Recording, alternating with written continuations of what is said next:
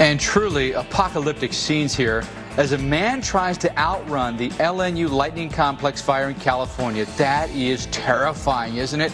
This was on Tuesday, just one day after a series of lightning strikes ended up sparking the fire. My goodness, as you were trying to evacuate, could you imagine driving down that street with flames on both sides in the middle of the night? That is scary. Really what has happened in the past couple of weeks across the West is scary because we have so many fires burning right now. But here's the latest on that LNU complex fire. Just 7% contained, burning north of San Francisco, north of Sonoma. Acres burned now with just this single fire, about 219,000 acres. You take a look at what it looked like on August 10th. That's a look at the air over Sacramento, Vegas, and Reno. Now look at it. It's just coated in smoke. Very difficult to breathe for a lot of folks in the West. That's all spreading its way across the country, by the way. Hey, welcome back, everyone. So glad you could join us tonight here on Weather Underground. Going to try to keep you up to date on what's happening with those fires in the West. A very big story. But the other big story, Jackie, we are following. The tropics are really coming alive right now. The Gulf of Mexico is in play. Yeah, not one, but two different tropical systems, both of which could become hurricanes entering the Gulf by early next week. Very on brand for 2020. Oh, 100% here, right? Just that 2020 has not been kind to us. So two systems that we have to watch simultaneously. Looking right now at St. Croix in the Virgin Islands and Rincon, Puerto Rico here. It doesn't look too bad in Puerto Rico. The skies are obviously a lot more ominous for us in St. Croix. All this is courtesy of Tropical Storm Laura. Let's get the latest on that now with our storm specialist, Mark Elliott. Yeah, and Mike, I mean, careful what you wish for, I guess. People keep saying, oh, this is peak 2020. But here we are with two potential significant storm systems making their way into the Gulf of Mexico. Let's talk first with Tropical Storm Laura. You could say this is the better organized of the two, although quite frankly, it's not all that organized right now. We're taking a look at kind of a broad swirl of tropical moisture, starting to get a little bit more outflow on that northern edge. Remember, the center is down here, about 40 miles east of Antigua, and moving fairly quickly still westbound at 17. This is the 5 o'clock advisory. No significant changes from what we had earlier in the day. We still have that 45-mile-per-hour top wind speed. Here's your forecast track. Again, more of the islands at play, including some of the big islands and the big mountains in those islands. Hispaniola, Cuba, both of these have big towering mountains that can disrupt circulations. Although, because of the change in track, it means a possibility of a little bit more time over the Florida Straits, the eastern Gulf of Mexico, and then the central Gulf of Mexico, which is infamous for those types of rapid intensifying type storms. And Jackie's going to talk more about that in just a sec. But again, a large area with it still kind of looks more like an open wave than it does a true tropical system. But right in the center of that is our closed off area of low pressure. And because of the land interaction and because of the warm waters, there's this battle going on. Can we get some fast intensification all the way up to major hurricane, or does this thing fizzle over the islands? Unfortunately, Jackie, I think both of those possibilities are still out there. All right, well, let's talk about this because one of our viewers asked that very question. This one coming in from Vanessa. She says she lives in Panama City Beach, and due to Michael's rapid intensification, she was a little caught off guard and wants to know, do we have to worry about that happening with Laura? Is there any chance at all of this phenomenon happening again? And the answer is yes, that is a possibility. A lot of different factors go into rapid intensification, but let's define it first. That's when you have at least 35-mile-per-hour wind increase in 24 hours. It's very difficult to forecast, in fact, and 1 in 3 storms undergo this rapid intensification, and most Category 4s and 5s actually have gone into it. Now, one thing that could affect this rapid intensification is something we call the loop current. And the loop current draws up that warm water from the Caribbean through the Yucatan up into the Gulf of Mexico, and then it hooks up with the Gulf Stream over there. And this is very warm water, and it's very deep warm water. When you look across the Gulf right now, you can see the water temperatures are warm everywhere, 80s and 90-degree temperatures. But when you look at the deep water and the amount of heat available within the Gulf, it looks a little different. different, doesn't it? And you can really pick out where that loop current is. Sometimes little pieces of this loop current can break off and kind of float out there through the Gulf of Mexico. Hurricanes Katrina and Rita in 2005 went over loop current like that and underwent rapid intensification. And so we're going to watch the tracks of both of these storms. And notice Laura could very well reach that area where we have very warm water that's very deep that can turn that ocean heat content into storm energy. Mike?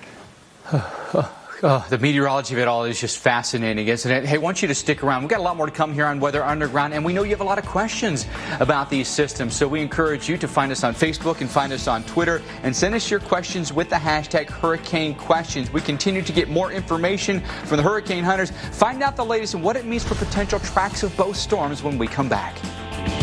Geico's been helping people save money for over 75 years. They've really stood the test of time, much like these majestic Rocky Mountains, which must be named after the Rocky... That would be Rocky the Flying Squirrel, Mr. Gecko, sir. Obviously. Come on, Bullwinkle. They're named after... First President George Rockington. That doesn't even make any sense, Mr. Winkle. Geico, over 75 years of savings and service. Do you know why I love Coffee Mate? Well, it's triple churn and 2 times richer than milk for one perfect cup of coffee. Think I love Coffee Mate too much? No, impossible. Coffee Mate. Coffee's perfect mate.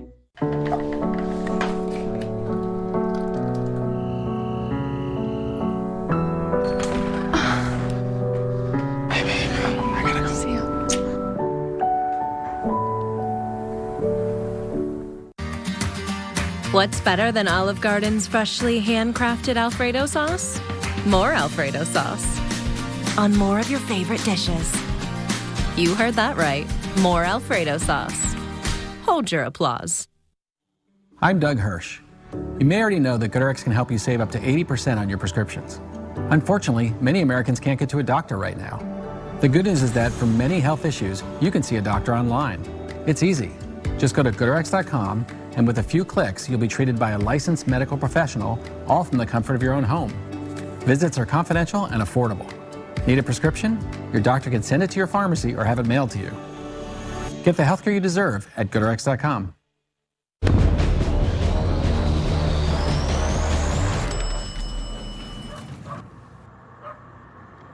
Yeah. Little choices make a big difference. Like delicious fruits and veggies. However you healthy. Naked. Stress Balls Gummies with herbal ashwagandha help turn the stress life into your best life. Live like a stress baller with Stress Balls.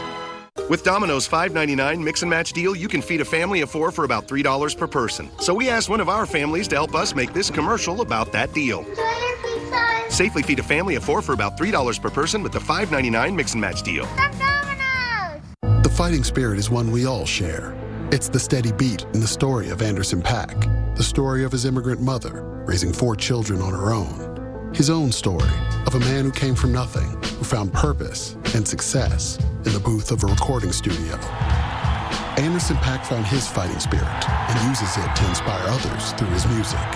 Since 1925, we've proved that it doesn't matter where you come from, it matters what you're made of. Modelo, brewed for those with a fighting spirit.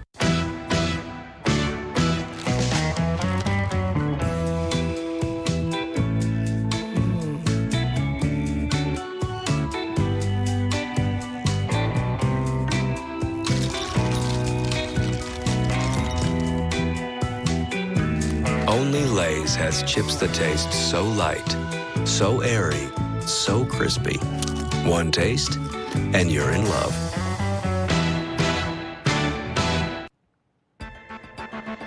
Well, we're getting down to the wire to get prepared for these 2 tropical threats. Meteorologist Stephanie Abrams shows us what you need to be doing right now to get ready as we count down to landfall.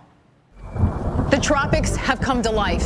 A storm is threatening. The clock is ticking. It's time to take action. We're just 48 hours out. a hurricane watch is imminent or has just been issued. Get your car filled with gas and make sure you have plenty of cash. And now's the time to check your evacuation kit. Make sure you have a few days of food and water, and grab any last-minute items. And check your insurance papers and other important documents and make sure they're up to date and saved electronically. Also, protect the documents that you are taking with you by putting them in a waterproof envelope. And don't forget to keep tabs on the forecast. New models are just coming in, so be ready to adjust to any changes in the storm track or intensity. And remember that tropical storm. The storm is growing stronger and getting closer. We're only 24 hours out. A hurricane warning is up.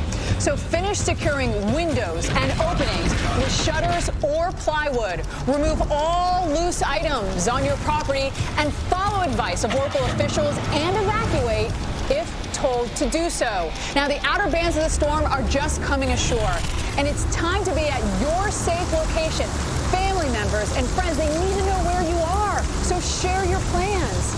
And remember, all your electronics need to be fully charged, because with a storm like this, let me tell you, the power, it could be out for days. And the weather's going downhill fast. Landfall's upon us. Trees are starting to come down. Now is the time to shelter in place and ride out the storm. It's also very important to have plans in place for your pets. You want to make sure that you have plenty of food and water for them too, and to be sure to bring them with you if you have to evacuate. Mike? All right, Jackie, thanks so much for that. We know that Floridians certainly face an unprecedented hurricane season, and this on top of being a COVID-19 hotspot in this country. And so what exactly do you do? How do you prepare when you have now something like, say, Tropical Storm Laura that could be bearing down on South Florida? We're joined this evening by Jared Moskowitz with the Florida Emergency Management Agency. Jared, thanks so much for being with us. Obviously, all interest right now on what happens with Laura. What are the plans in place in particular for South Florida?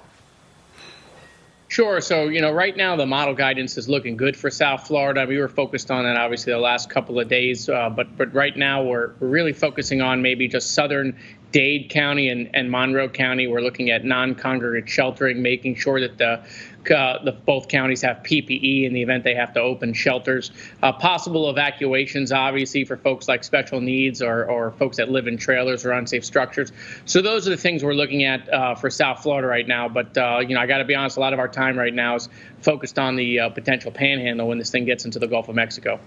Yeah, Florida's in that unique position where they could actually experience two landfalls potentially. How does that make things more complicated for you?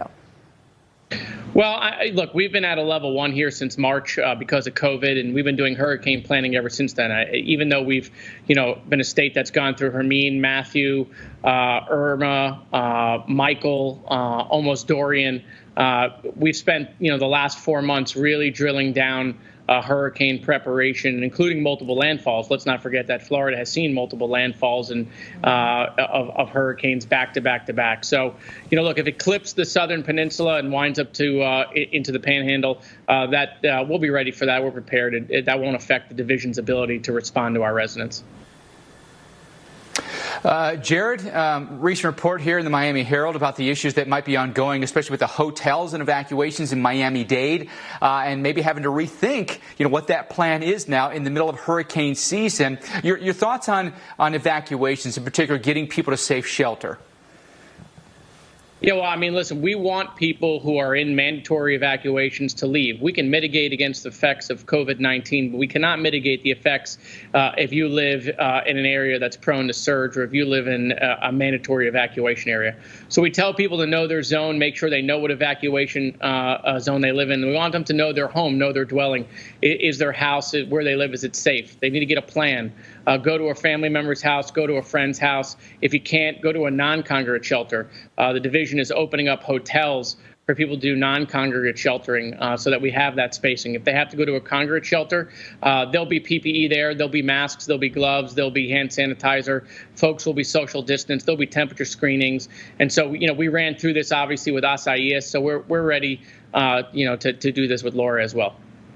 All right, thanks so much, Jared Moskowitz, the Director of Florida Emergency Management. Thank you, and wishing the best for Florida with these storms.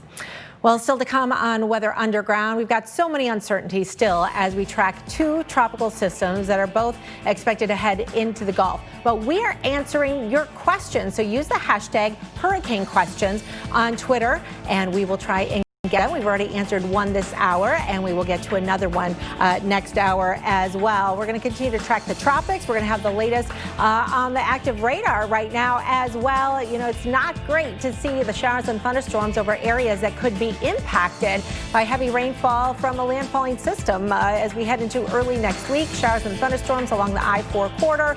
A lot of lightning with these storms, too, into Mississippi, Tennessee, and into Alabama.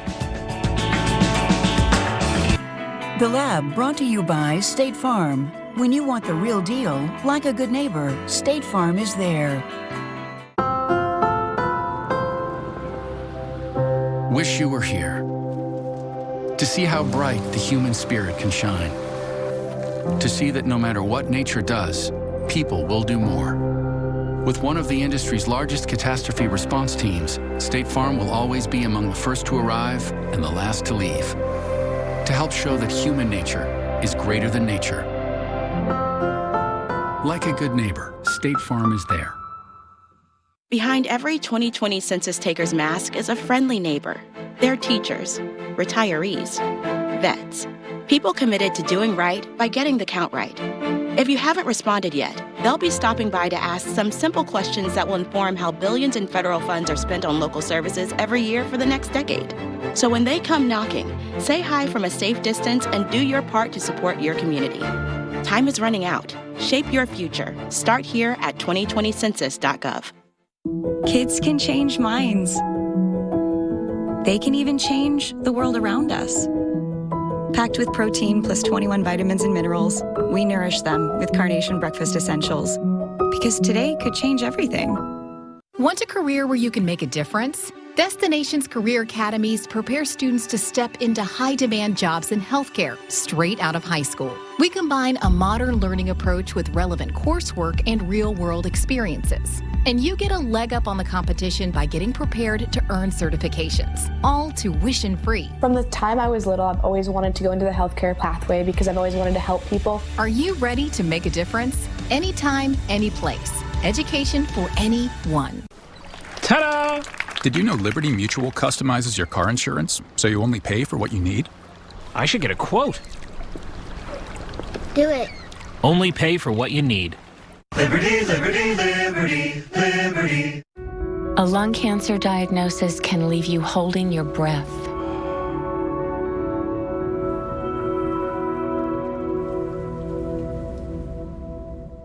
But Bristol-Myers Squibb is working to change things by researching new kinds of medicines that could help you live longer, including options that are chemo-free, because we're committed to bringing new hope into lung cancer care. Learn about our lung cancer research at lungcancerresearch.com. Real people are realizing there's a better way to mobile. My carrier probably has a lot of fees I don't even know are there. Basic phone line access, federal universal service charge, I don't even know what that is. Why am I paying these fees? At Spectrum Mobile, there are no added taxes and fees. What you see is what you pay. $45 a line with our unlimited data plan or $14 a gig with our Buy the Gig plan. The calculator said that we would save $600 a year. We've actually saved $612 in half a year. With Spectrum Mobile, I'm saving over $350 a year. $650 a year. It's true. Most customers who use our calculator find they could save hundreds every year. Don't wait. Find your savings at SpectrumMobile.com or call 844-258-8115 and get it all with free nationwide talk and text and no contracts. I'm ready to switch. Get more for less with our unlimited data plan for $45 a line or our Buy the Gig plan for $14 a gig. Plus, get the flexibility to mix and match plans. Visit a Spectrum store. Go to SpectrumMobile.com or call 844-258-8115.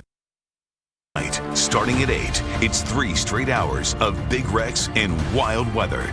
Don't miss Heavy Rescue right here on the Weather Channel.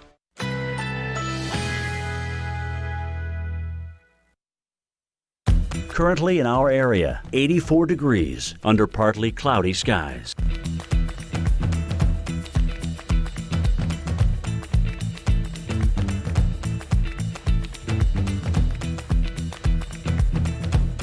Tonight, considerable cloudiness. Low 75. Winds southwest at 10 to 15 miles per hour. Saturday, cloudy skies early, followed by partial clearing. High 89. Winds southwest at 10 to 15 miles per hour. Saturday night, a few clouds from time to time. Low 74. Winds south-southwest at 5 to 10 miles per hour. Here's our 7-day outlook.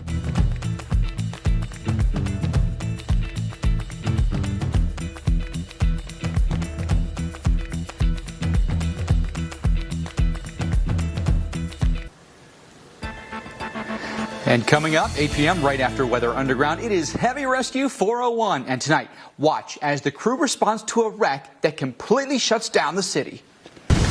This time on Heavy Rescue 401. Wow, people are getting really angry. 7-vehicle mayhem shuts down the city. They gave us a 45-minute window. And fires up Steve's crew. Lock your thing, let's go. They got westbound, go over. A mangled trailer. Gonna try to roll it with a load. Spurs Ani to defy the odds. And Eric. Boom out. God forbid somebody gets hurt. Puts his life. It's really tight in here. In rookie hands. Do not stop! Heavy Rescue 401, you're going to see it coming up next, 8/7 Central.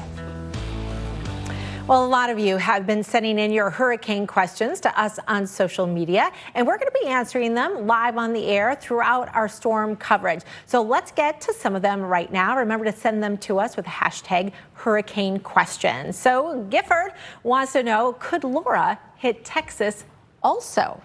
So our storm specialist, Mark Elliott, is going to help us answer some of these questions. Interesting, because we still have some questions as to exactly where they're going. Yeah, so Laura has been bending farther and farther towards the west for each kind of run of the model. So we're really not willing to say that that trend won't continue at this point. What I'm showing you here are the swirls of both systems. So we have TD14 here, and then also highlighted in this map is Laura, right? We've got the tropical storm out across the Atlantic, entering the Caribbean. Let's follow both of these swirls. TD14 starts bending across the Yucatan, heading towards Texas, but look, an increasing trend to go across, say, across the northern Gulf westbound, approaching Texas. It is not at all out of the question that the high pressure area that's forcing that movement of Laura back towards the west will continue and put Texas in play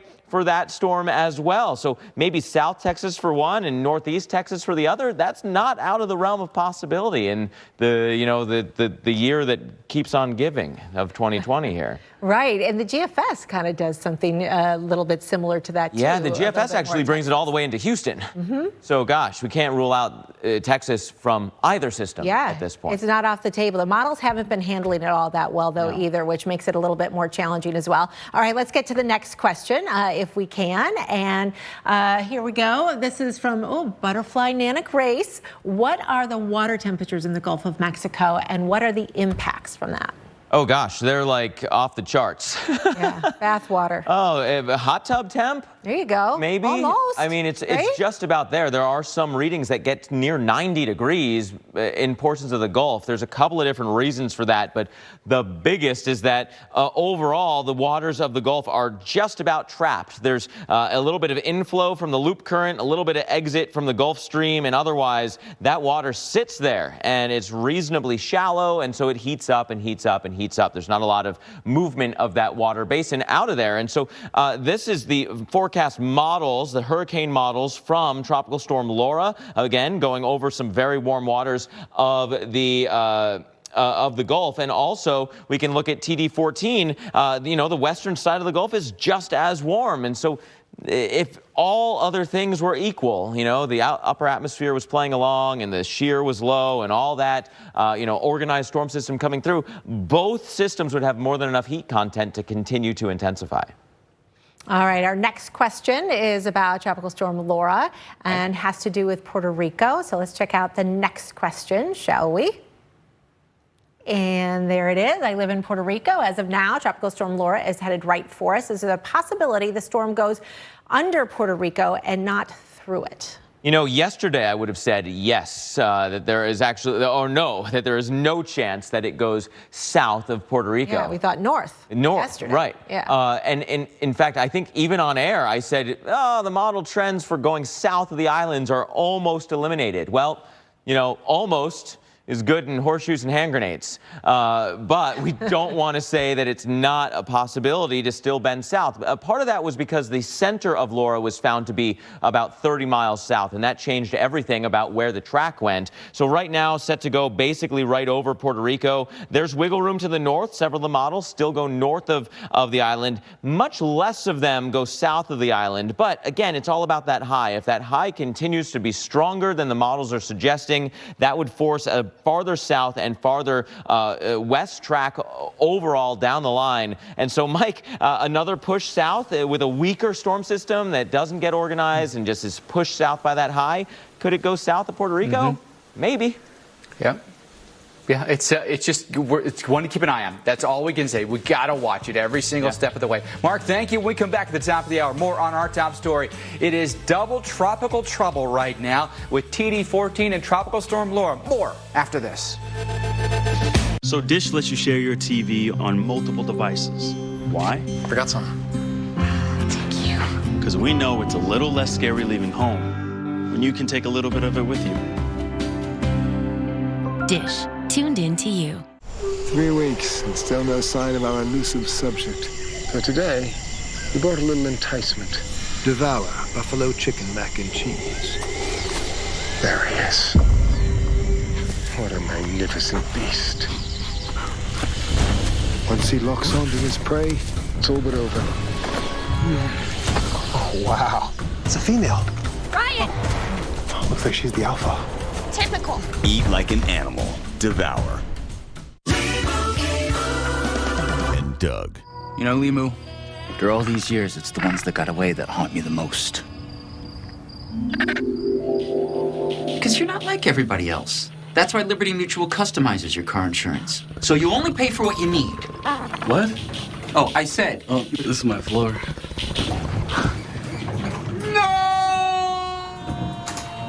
Only pay for what you need. Liberty, liberty, liberty, liberty.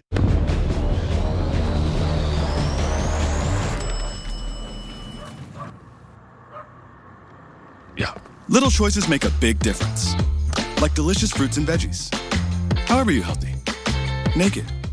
Did you know that feeling sluggish or weighed down could be signs that your digestive system isn't working at its best? Taking Metamucil every day can help. Metamucil supports your daily digestive health using a special plant-based fiber called psyllium. Psyllium works by forming a gel in your digestive system to trap and remove the waste that weighs you down. Metamucil's gelling action also helps to lower cholesterol and slows sugar absorption to promote healthy blood sugar levels. So start feeling lighter and more energetic by taking Metamucil every day. Who are you? I'm your daydream. Come. What a day for a daydream. What a day for a daydream. You're never too far from the Life Artois. If something happened to you, what would happen to them? Their home, their education, their future. You need life insurance, and chances are SelectQuote can help you get it for less than $1 a day. SelectQuote found Jacob 40, a $500,000 policy for only $19 a month. And SelectQuote found his wife Wendy a $500,000 policy for only $17 a month. Our secret? At SelectQuote, we aggressively comparison shop highly rated companies to find you the company with the best rates. We found Gary, 35, a $1 million policy for only $22 a month. Why pay more? Give your family the security they need at a price you can afford. Call 1-800-304-3321 or go to SelectQuote.com now and get the insurance your family needs. At a price you can afford. SelectQuote. We shop, you save. Try Drive Up at Target. Contactless delivery right to your car, designed for your day. Your moves. Your style. Your taste. So quick and easy. Just download the Target app today. And right now on Weather Underground, all eyes are on the tropics as tonight we track two systems for you, including Tropical Storm Laura that spins right now near the Leeward Islands. And we've got Tropical Depression 14 in the Caribbean, with the entire Gulf Coast right now on alert as both systems could threaten at the same time. And with more than 1,200 miles of U.S. coastline in the forecast cones, we're going to break down for you each and every scenario and why the future track for both storms is not set in stone, potentially putting everyone from Texas to Florida at risk. And making things even more difficult for emergency managers is the intensity forecast. We take you to the areas in the cone to find out how they're preparing and discuss complicated processes of evacuating with two systems at play and the ongoing pandemic.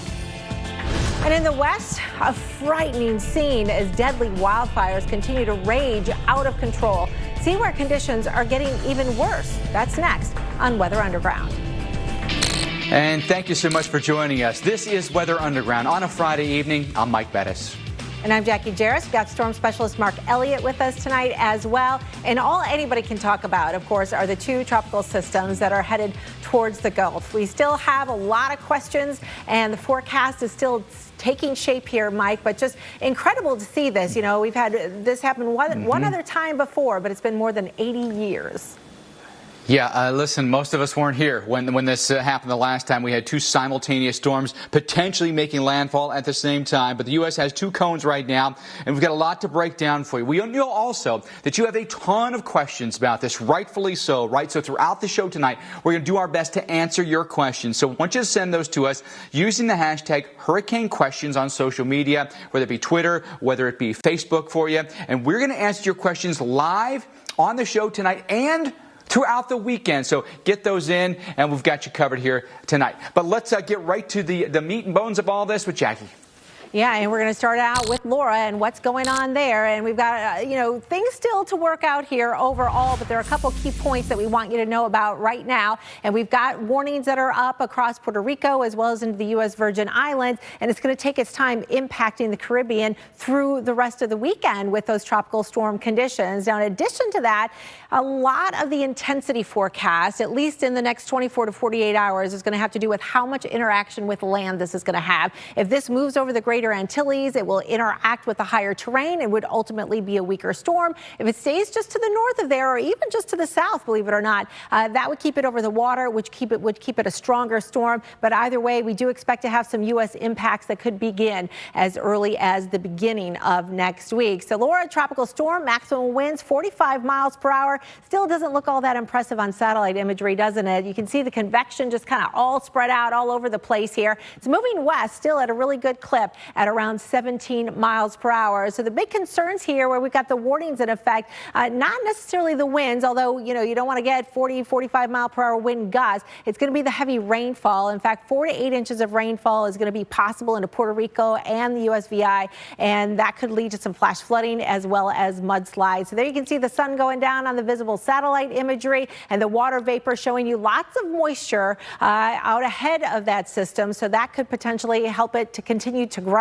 There you can see it moving into the Greater Antilles as we head into your Sunday, and then emerging through the Florida Strait sometime on Monday into the Gulf of Mexico, where it will likely intensify into a hurricane. And all eyes onto the northern Gulf right now. Places like Florida could have two landfalls, but this track has actually shifted compared to earlier today. And Mark, I know you're going to get through the details here of the models, which have done a little bit of a turn here today. Yeah, and I'm hesitating because we've seen this with every storm so far this season, of which there's been a record number of them, right? A couple of days before we start getting to land, the models together have started marching in one way, only for another day or so to pass for them to start marching back the other. So please, if you're in South Florida, do not completely turn your back on this storm system. Keep checking in. What I don't want to happen is for those of you to say, oh, look, South Florida's no longer in the cone, and then wake up Monday morning after not watching all weekend to a storm that's right off your doorstep and about to come into you. Don't let that happen. Please keep tuning in. That said, if this trend continues, more and more of Florida is coming out of the Kona, out of the direct impacts. The islands of the Caribbean becoming more and more directly impacted in the short term. And in the longer term, potentially a significant impact somewhere in the northern Gulf or even the western Gulf of Mexico now from Laura because of what these models have done. Let's take a look at that. Here comes the USGFS model passing Puerto Rico or really right over it by Saturday. By Monday, getting towards South Florida and the Keys. And then, gosh, this was really took our attention, right? Look at this westward jog that the USGFS model does Wednesday into Thursday, all the way to Texas by Thursday into Friday. That is a big change from where we were. The European model is also suggesting a pass near Puerto Rico Saturday, a weaker storm system coming across the islands towards the Keys by Monday, and then also getting its act together, approaching the northern Gulf Coast Wednesday into Thursday. So those are really big differences compared to yesterday. Also, the hurricane-focused models have been really running the gamut because of the land interaction, because of this change in the position, as low as almost no storm at all to as high as almost a major hurricane. Gosh, Mike, the models are still really struggling with what's currently Tropical Storm Laura. Yeah, this is one to keep an eye on. Things can change day to day. We know that. Listen, the history tells us that, right? Yeah. Mark, thanks for that update. But we know that Laura could pose a threat as it heads, through the Florida Straits. Could it pose a threat to the Florida Keys? Yes, that is very possible. And the mayor of Key West already declaring an emergency there, unfortunately. Now, we know this. They're going to evacuate residents who live in RVs, and they're asking people who live in their boats to also evacuate. That's a live look right now.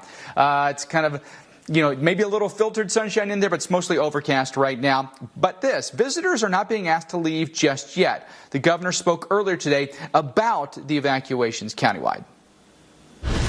Well, the Keys, they're very well versed in this, and so they have great emergency management personnel down there, and we obviously will be supporting them in any way we can. It is a more difficult evacuation because you're basically looking at US 1, and they're still rebuilding from Hurricane Irma. And we've put tens of millions of dollars into housing down there, but it's not where it was before that. And so you may be in a situation where, if there are evacuations called for, they will have some sheltering there, but you may need to have people brought to the mainland.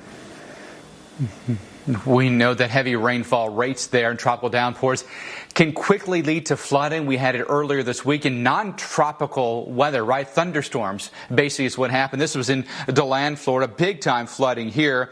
This was a severe thunderstorm that caused this. They also had an EF2 tornado that came along with it. We would just urge you in any situation where you find high water to turn around, find another route, or if you don't have to travel at all, just don't, because too many of us find ourselves in trouble when we get behind the wheel of our vehicle and then we drive to the danger. There's a look at the storms that are across the South right now. Incredibly heavy downpours in the Tennessee Valley, portions of the Mid-South, then down through Florida as well. So let's cover it for you, especially along I-40, Memphis to Jackson to Nashville tonight. We've got a lot of storms. And then I think eventually northern Mississippi, northern Alabama, some of those storms come for you as well. Headed down through Atlanta, potentially quick urban flooding, a problem for you here in even downtown Atlanta up toward Buckhead, then the northern suburbs from, say, Marietta up toward Roswell, and then Alpharetta as well. Then down through central Florida, scattered thunderstorms here, plenty of lightning. The big complex we had over Daytona Beach has now worked its way out over the Atlantic, but I-4 again, seems like every single day this week has been a target for those storms. You look at the past 7 days, we have just been plagued by a non-moving system. This thing's been so stationary that the same weather's happening day after day after day. In some places, we've had over 5 inches of rain in just the last week, and it's led to, in many instances, flooding. There's a look at the departures for the entire summer. The areas that you see highlighted in orange or yellow, now we're talking, 8 inches to 16-inch surpluses just for the summer. Some areas, maybe like in Alabama, northern Florida, portions of Georgia and Texas, we're doing okay. We could stand a little bit of rain, but there are little details in there that may lead to some flooding. But ultimately, here's the deal. If you've got a saturated ground right now and then you've got a track like this that brings in potentially some heavy rain, you're worried that you're going to have some flooding. You take a look at the European model for Laura here. Very heavy rain, especially Louisiana and Mississippi. Double-digit rain is possible. The GFS model doesn't have as much, not placed in that same spot, more in Texas. But ultimately here, Jackie, we all have to be aware what the flooding could be near the coastlines, but also well inland. It's always a threat with a tropical system. Yeah, absolutely. You never want to see a big lead up to a tropical system with flooding, unfortunately. All right, let's get to TD number 14 right now. And what we know with that, we do expect the intensity to be increasing before it will affect Mexico this weekend. It should weaken a little then again as it moves over the Yucatan Peninsula, but then reemerge into the Gulf of Mexico at the beginning of the next week and likely intensify once again. There is uncertainty in the forecast on the intensity, though, as it heads towards the U.S. coast into next week. So let's show you what we do know right now. And here's a look at TD14. Maximum winds 35 miles per hour, but we are seeing a big blowup of convection, especially on the north side of this right now. And that's one of the signs that we're watching for some of that intensification. And it will likely do that all the way along its track as it heads towards the Yucatan Peninsula. Tropical storm warnings are in effect here. That includes Cancun as well as Cozumel. The visible satellite imagery is showing us kind of that blow up here. And we'll loop this into motion for you and show you that just hours ago, about 6-8 hours ago, there's that center of circulation. And you can see it was kind of exposed and it was kind of open and there wasn't a lot of action going on. And then all of a sudden, boom, look at that. Yeah, those are all those high cloud tops and those thunderstorms that are developing on the north side of things. So we'll continue to watch that moisture spread up to the north and to the west. Water temperatures here are extremely warm. And one of the big factors that we're looking at and why we think that that's going to strengthen into a pretty strong tropical storm before landfall. In fact, forecast showing you maybe as much as 65 miles per hour before it moves over the Yucatan. And that would happen on Sunday early or late on Saturday. And keep in mind, of course, forecast cone shows you where the center is most likely to go, but impacts may be felt far outside of that cone. Louisiana, Texas has its on its site, and we'll have to watch this, Mark, because this could even be moving into areas where Hannah came in and brought some damage and heavy rainfall. But a lot of different factors on this one in terms of intensity, though. Gosh, I think what you started with, though, with that satellite imagery, those small kind of tight circulations can really ramp up quickly. And I think we might be starting to see that. But also tied to that was all that tropical moisture from what was once that tropical wave. And that could start to wrap in. And we might have a large tropical system even as early as tomorrow as it starts to approach the Yucatan, and then getting into Sunday with landfall somewhere near the Yucatan and the northeast side of the Yucatan at that. So again, that's what is the short term. But in the longer term, we've been talking about all the heat content in the Gulf, maybe ramping this up to a hurricane, and yet the forecast brings back down those wind speeds as it approaches land. That's not at a landfall yet, right? That's not an on-land drop to 60. That's because of something else. And I think that something else is because of a trough across the northern Gulf. You can see that here. This is our wind shear product, but that's the trough that's eventually going to tug this northbound. That trough is lifting away as the storm is approaching. So it's not going to have an immediate disintegration of this tropical depression. Instead, I think it winds up in the sweet spot. A lot of air racing away with that trough is actually going to help the upper level outflow from our storm as it approaches, and that is going to allow for some strengthening. Again, I think eventually down the line we get too close to that trough. Whether we go this way or this way, still yet to be determined, but we'll be close enough to the trough that I think that'll overcome these very warm waters and start some of that weakening trend. And so that's what the models are looking at. Can we avoid that trough and get towards hurricane force winds?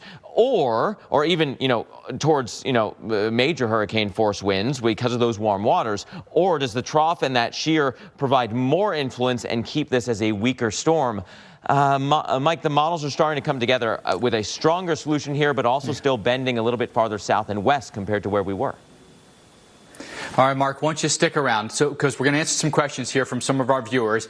And we know that you have a ton of them. So if you're on social media, use the hashtag Hurricane Questions, and we will do our best to answer those. All right, so Carla wants to know this, Mark. What is the likelihood that these two storms could join forces in the Gulf?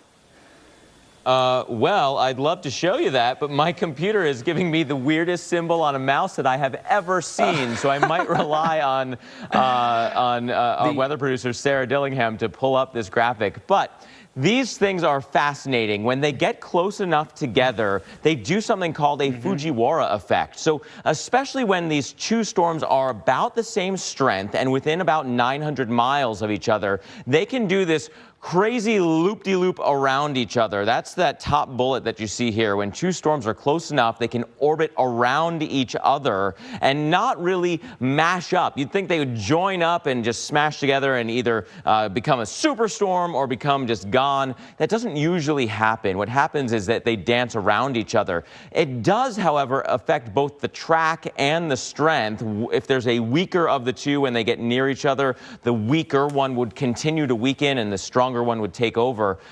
In this case, I think the track impact, Jackie, may be the most important, that they might both kind of slow down, paralleling the coasts of the Western Gulf and the Northern Gulf for the two storms respectively, and keep the impacts there longer, maybe adding a flood threat because of it down the line, all because they're close enough to loop around each other. So many variables. Yeah. So interesting to watch. All right, thanks, Mark. Well, coming up, our hurricane expert, Dr. Rick Knabb, has important tips to prepare your home for potential landfall. And feeling the flames out in the west? Find out where scorching conditions will remain and where the air will be dangerous to breathe. We'll have that when we come back.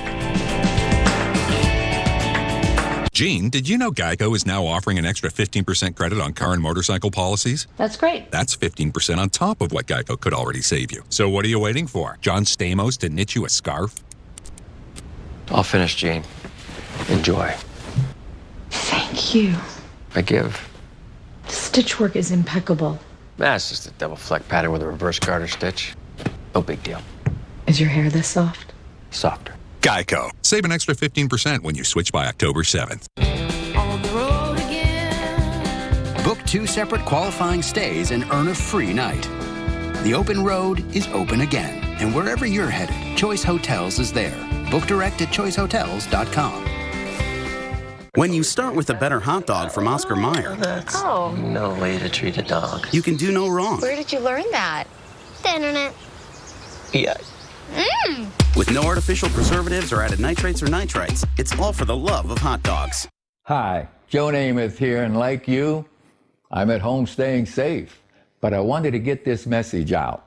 To make these uncertain times a bit easier and safer while at home, Medicare Advantage plans have added new benefits, including telephone appointments with your doctors, in-home aids, home-delivered meals, home-delivered prescriptions, and so much more.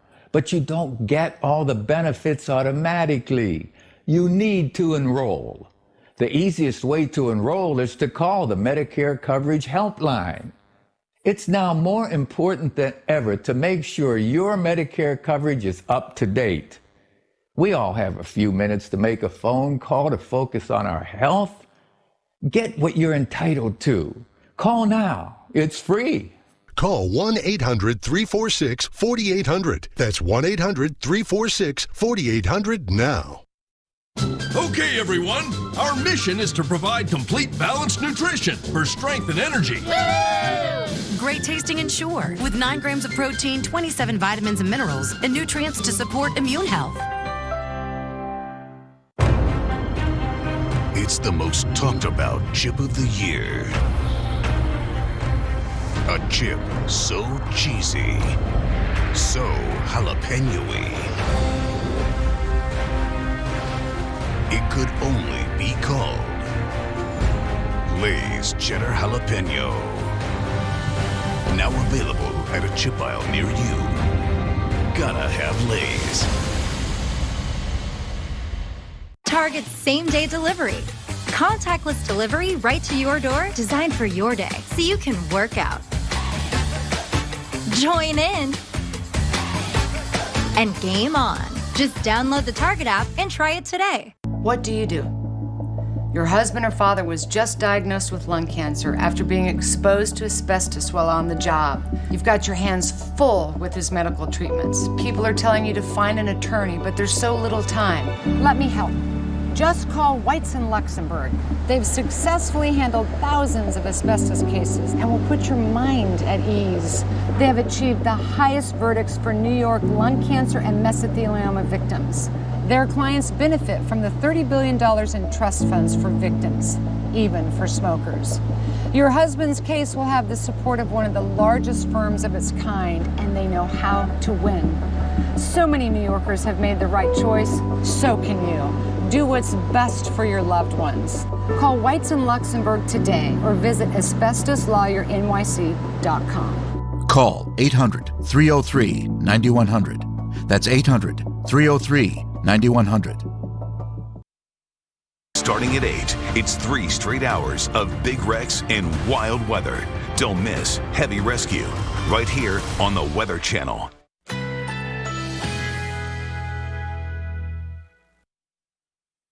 Currently in our area, 83 degrees under mostly cloudy skies.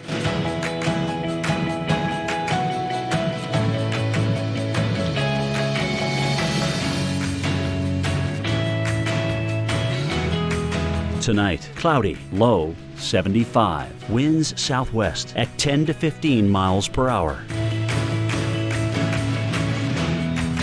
Saturday, cloudy early with partial sunshine in the afternoon. High 88. Winds southwest at 10 to 15 miles per hour. Saturday night, a few clouds from time to time. Low 74. Winds southwest at 10 to 15 miles per hour. Here's our 7-day outlook.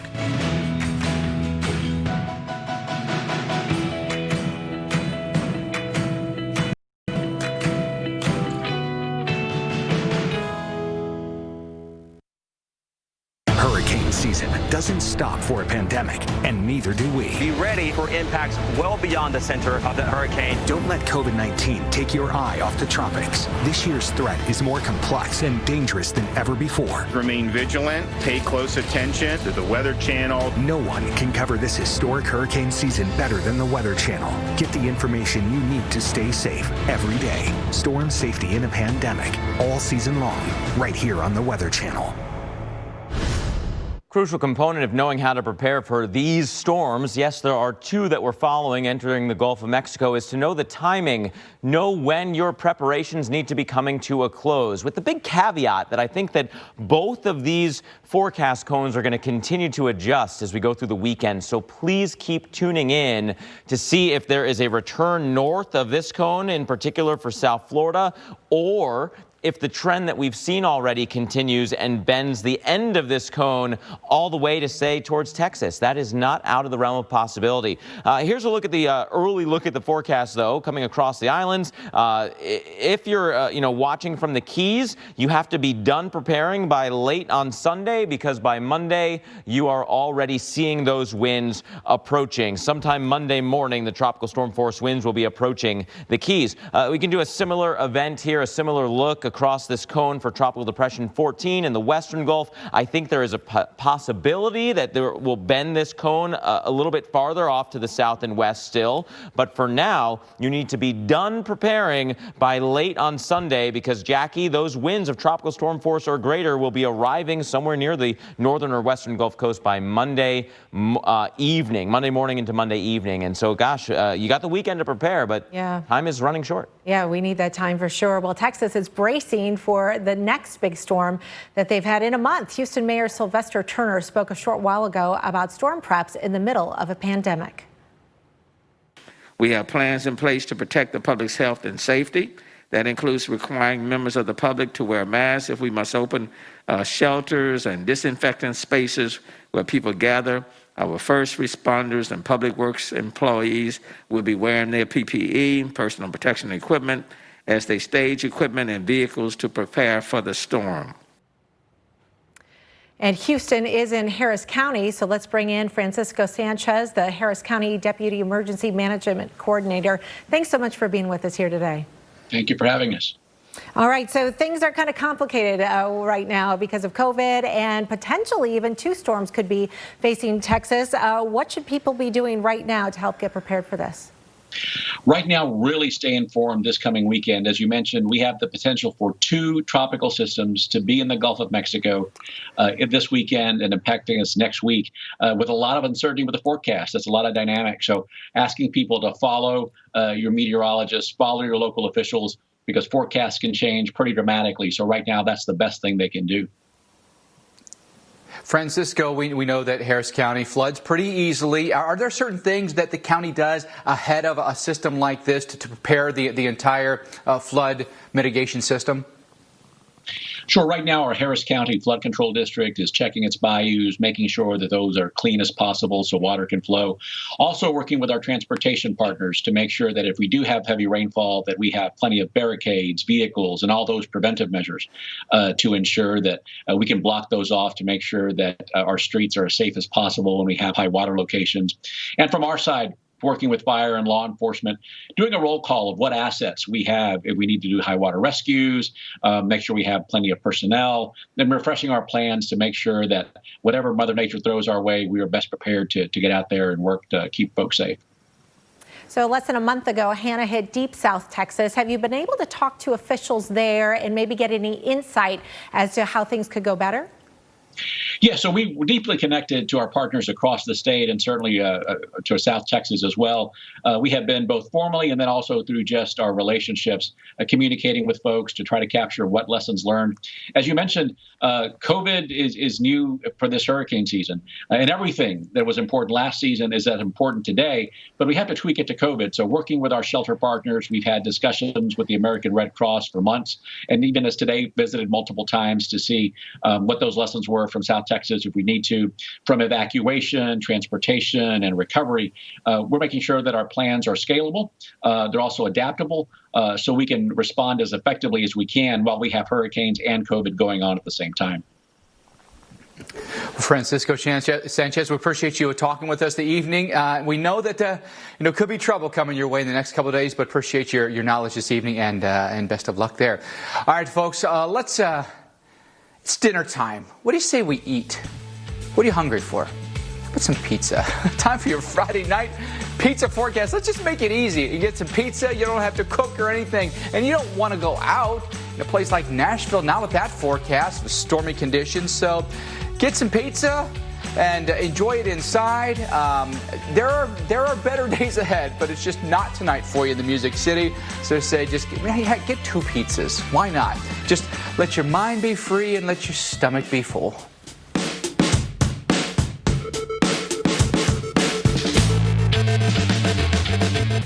Friday Night Pizza Forecast, brought to you by Domino's. Order online at Domino's.com.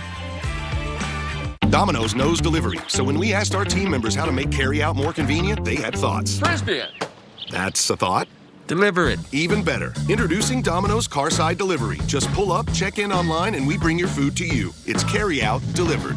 ProPlan Live Clear, a breakthrough. 10 years in the making that reduces allergens in cat hair and dander. Outstanding nutrition with the power to change lives. This is Purina ProPlan Live Clear.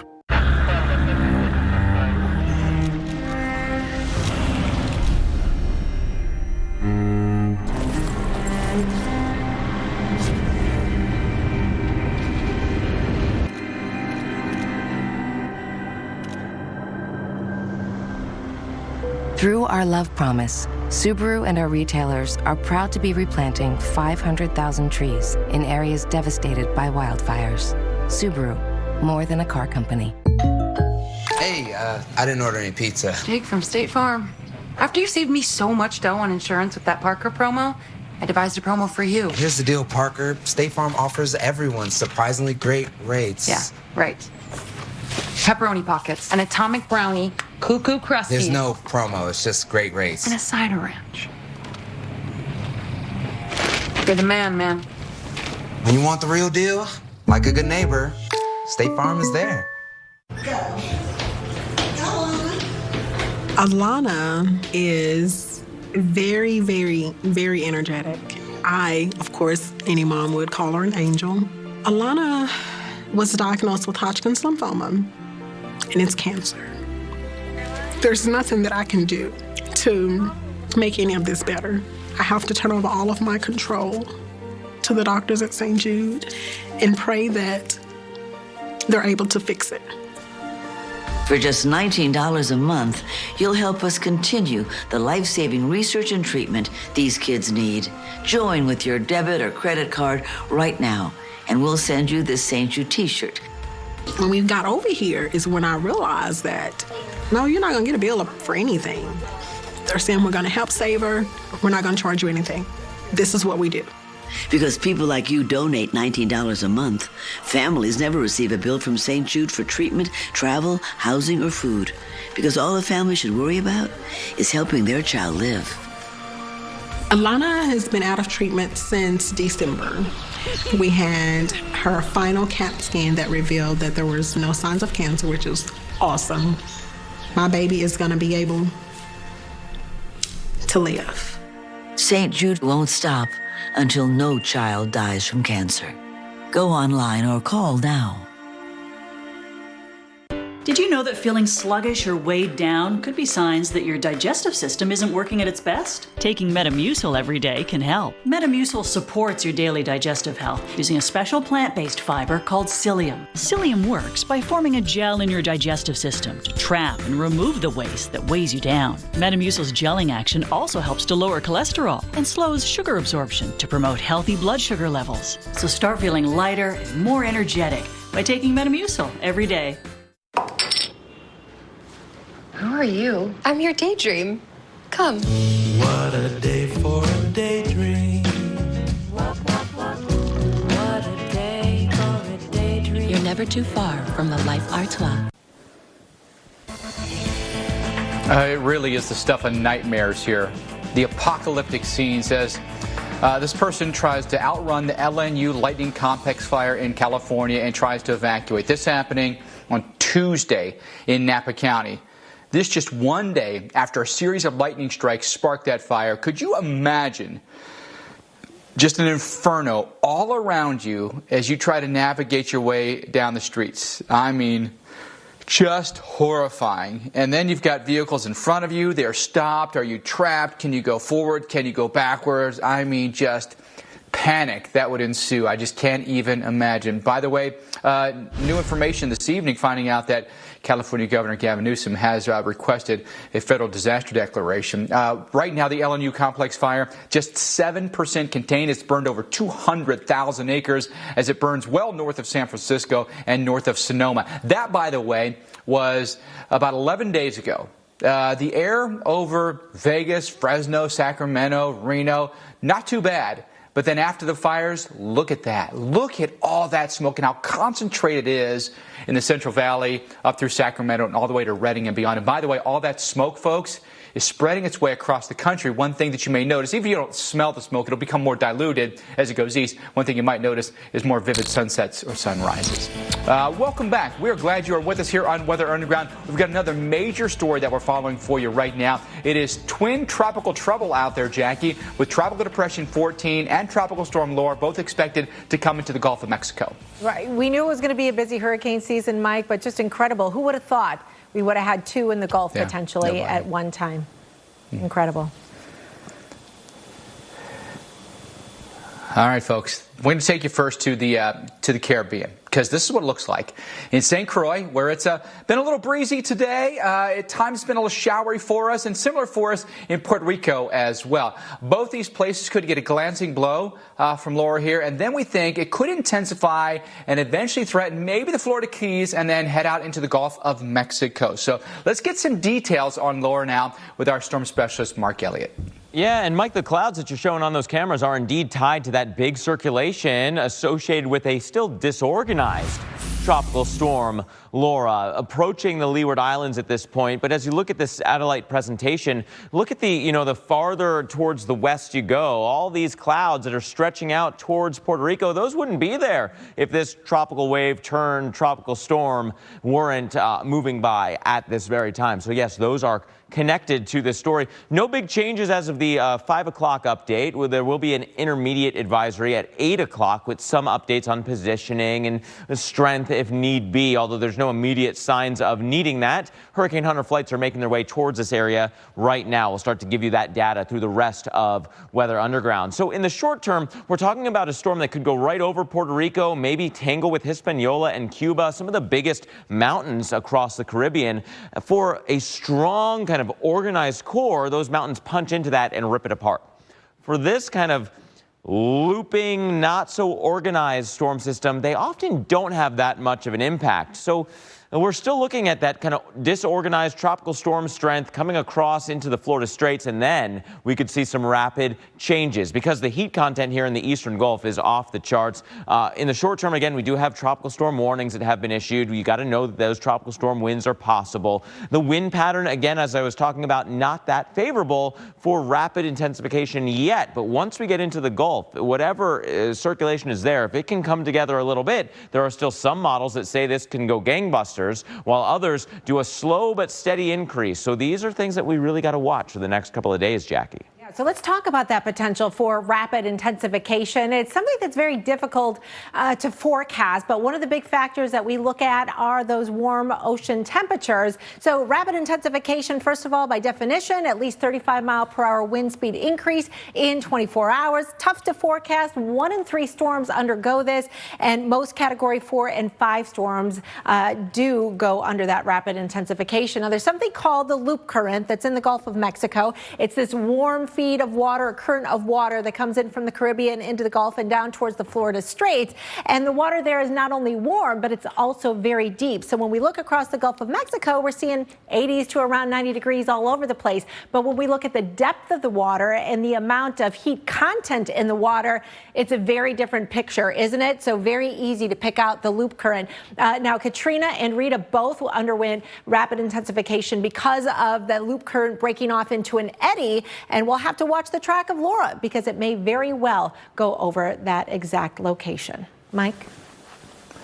All right, thank you so much for that, Jackie. We've got more on our tropical systems coming up, and we know you have questions. We encourage you to send them to us on social media with the hashtag Hurricane Questions. Whether it's Facebook or Twitter, we're going to answer your questions live on the show coming up.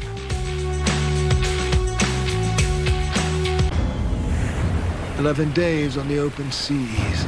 Still no sign of the world's mightiest predator. So we're attempting to coerce a visit. With Devour white cheddar mac and cheese with bacon." Oh, that looks good.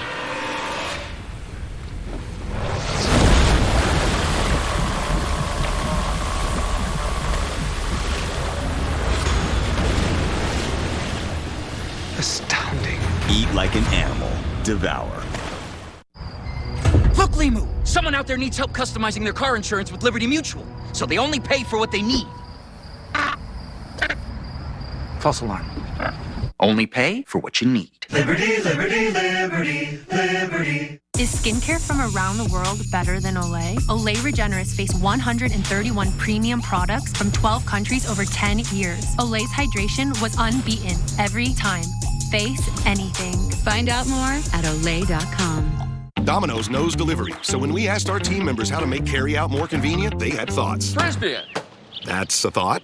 Deliver it. Even better. Introducing Domino's Carside Delivery. Just pull up, check in online, and we bring your food to you. It's carry-out delivered. In the next minute, an animal who's been cruelly abused by a thoughtless owner might not survive. Every minute of every day in America, animals are feeling the pain of being abused or neglected. These animals have done nothing to deserve this treatment. And if you agree, then it's time to do something about it. It only takes a minute to help, but it's a minute that will matter more than you can imagine to an animal who's being hurt.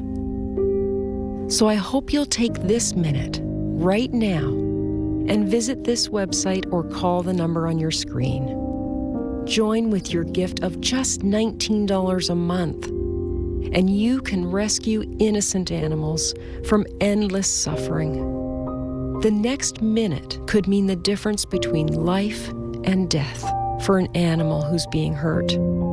It's just 63 cents a day. And I can tell you, you will make a difference. So I'm asking you, please, visit our easy-to-use website on any device or call this toll-free number now.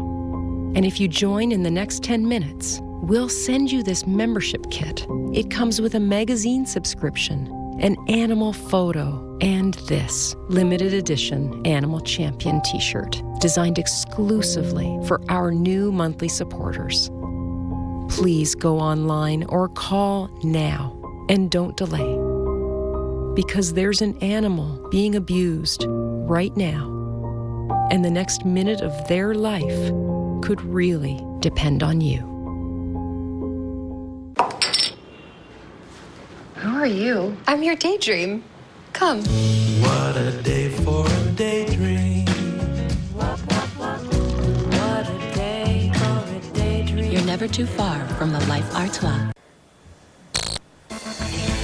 And welcome back, everyone. Glad you could be with us here for Weather Underground. Following storms across the South Boy tonight for the remainder of the evening. This area that's highlighted in red has severe thunderstorms possible. You're taking a live look at Jacksonville. We've had to contend with storms several days this week, and you see some glimmers of sunshine out there, as you might get a decent sunset tonight. At least that will keep our fingers crossed for you.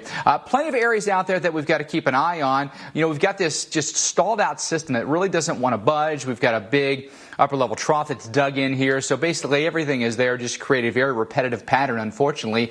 And some flooding could accompany a few of these heavy downpours, especially in areas where you've already had some heavy rain over the course of the past week or so. Through 10 o'clock, still plenty of storms out there, including, say, around Raleigh, Montgomery, Alabama, Nashville, Tennessee. All those places could be watching for multiple rounds of storms through the evening. And then watch those storms go up through maybe Richmond as well. You know, we had some really intense flooding across Virginia earlier this week. And then you can see the high-res future radar. Guess what? Middle of the day tomorrow, the storms come right back. And then we talk about the tropics, Mark. There could be areas in the south that have issues, and especially the deep south. Problematic for sure, considering that now all these, afternoon thunderstorms are loading the deck. You're saturating the grounds. And so when invariably you wind up with tropical moisture coming into some of these same areas, it's going to be that much harder to get that water out before causing some flooding. I think a long-term flood event is part of the story. Let's look at Tropical Depression 14. It's trying to get organized. We now have some persistent thunderstorm action near the center of that swirl, a big kind of U shape of tropical moisture that was with our previous tropical wave. Eventually, that center will take over and some of that moisture will get drawn into it. We could have a big tropical system on our hands kind of sooner rather than later, even though right now it's disorganized and still only 35 miles per hour. The forecast calls for intensification even within the next day and a half, up to strong tropical storm, eventually maybe even to hurricane strength there in the Gulf. So tropical storm warnings are up for the eastern side of the Yucatan, but also an outside chance of a hurricane-type wind. Hurricane watches are up just in case we do see that strengthening happening sooner rather than later. And again, this is that area of the best swirl, but we've got all this other tropical moisture also at play. The hurricane-focused models are still hinting that we could have a ramp-up to hurricane strength, say later on Monday, before we then make landfall somewhere in Texas or possibly Louisiana. There are still multiple areas of concern for both TD14 and Tropical Storm Laura, both headed towards the Gulf of Mexico, Mike. All right. Thank you so much for that, Mark. Well, we know that Louisiana needs to brace for potentially what could be coming their way. TD14, which could become Marco, but also could we take a blow from Laura? Well, let's talk more about that. Are they ready? Let's bring in Casey Tingle, Deputy Director with the Governor's Office of Homeland Security and Emergency Management. Casey, thanks so much for being with us. You take a look at what the tropics are doing right now. Obviously, it's reason for concern. Which areas of Louisiana in particular would you be concerned about? And what is the plan of action right now? Thank you for the opportunity. So the full coastal stretch of Louisiana is something that we are looking at very closely, as both of these storms have the potential to impact our state, taking advantage of this weekend to make those preparations that need to be done. So, Casey, you're the only state right now that's in the cone for both storms. How does that complicate your message to the public and potentially your response? Well, the message to the public, I would say, is fairly clear. which is this weekend is the opportunity to take whatever preparations need to be made.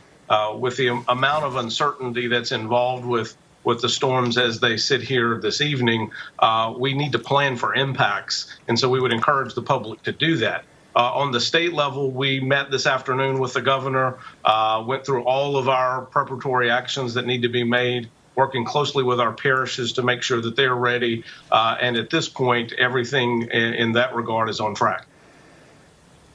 Yeah, let's talk specifically about New Orleans. We know that there's a pretty elaborate water mitigation system there, pump system there. If you have two, consecutive or even simultaneous hits from big rain-making storms, what kind of pressure does that put on that system in New Orleans?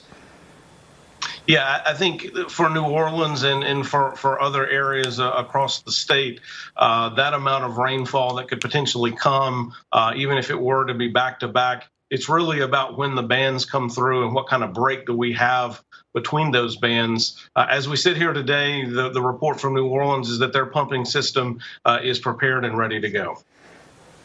All right, that is some good news, and we wish you the best. Of course, we don't want you to have any storms, but 2 storms, that's tough to be facing that. Thank you so much, Casey Tingle with Louisiana Emergency Management. Well, we've got much more to come here on Weather Ground. Of course, many uncertainties still as we track both of our tropical systems that are headed towards the Gulf. But we are answering your questions tonight. We know you have a lot of them. We've gotten a lot in. We've got a lot more to come. So please tag us with your hurricane questions with that hashtag hurricane questions. And let's take a look at the radar right now because we've got a lot of showers and thunderstorms out there, especially across the southeast. This is our 3rd consecutive day with these slow-moving thunderstorms that are bringing some really heavy rainfall. There you can see the Nashville area, especially to your south and west, south of I-40, where we're seeing some heavy downpours and a lot of lightning with these. So keep in mind, just because you don't have a warning doesn't mean that lightning can't be a problem. Good night to just stay in and watch Weather Underground. Find your keys. Find your get up and go. Find pants that aren't sweats. Find your friends. Find your sense of wonder. Find the world is new again. At Chevy, we'd like to take you there. Now during the Chevy Open Road Sales Event, get up to 15% of MSRP cash back on select 2020 models. That's over $5,700 cash back on this Equinox. It's time to find new roads again. Daddy, what's that big moving house thing? It's a motorhome, Junior. Modern invention. Modern invention? We carried our homes with us since, forever. Yeah, but humans have Geico to protect them. Something goes wrong, they're covered. What do we have? What could go wrong? Ooh, a feather. A feather? Duck, Junior! That's no duck, Daddy. That's a vulture! Geico for RVs. 15 minutes could save you 15% or more. Kids can change minds. They can even change the world around us. Packed with protein plus 21 vitamins and minerals, we nourish them with Carnation Breakfast Essentials. Because today could change everything. This is Kate. Hey. She takes 2 prescriptions. Kate's son Jack takes 1 too. Kate works hard and thought she had good insurance. But she still pays too much. That's no good. So Kate downloaded the GoodRx app. Now she can compare prescription prices to find the best discounts. She even beats her insurance price. Good for you, Kate. Good for you. GoodRx. Stop paying too much for your prescriptions. Download the free app today. Who are you? I'm your daydream. Come. What a day for a daydream. What a day for a daydream. You're never too far from the Life Artois. These fudge brownie M&Ms are really fudgy. Yes, they are. To put a fudge brownie center in an M&M's is... Genius. I know. I was going to say hard. Why won't you? Why won't you go in? New fudge brownie M&Ms. Oh, hello. Did you know that Coffee Mate is triple churn and 2 times richer than milk for 1 perfect cup of coffee? How do I know so much about Coffee Mate? I've had a cup or 200. Coffee Mate. Coffee's perfect mate. 1877 Cars for Kids. KARS Cars for Kids. 1877 Cars for Kids. Donate your car today. Donate your car at carsforkids.org. gift voucher and a tax deduction. 1-877 Cars for Kids. Donate your car today. Carmel is cheaper to the airport. That's right. Cheaper than Uber and Lyft to and from all New York airports. JFK, Newark, LaGuardia. Carmel is cheaper. App, phone, or online, all the time. Check for yourself. Did I mention Carmel is cheaper to the airport? Well, it is. Use it. It's cheaper.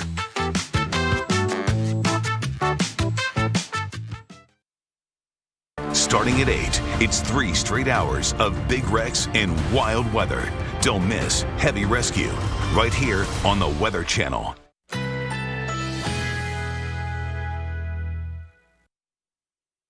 Currently in our area, 82 degrees under partly cloudy skies.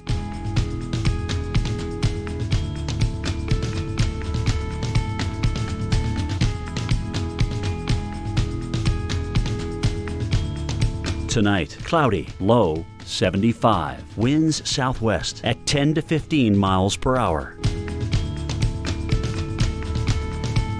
Saturday, cloudy early with partial sunshine in the afternoon. High 88. Winds southwest at 10 to 15 miles per hour.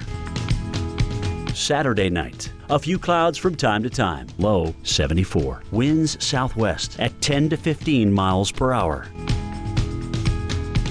Here's our 7-day outlook.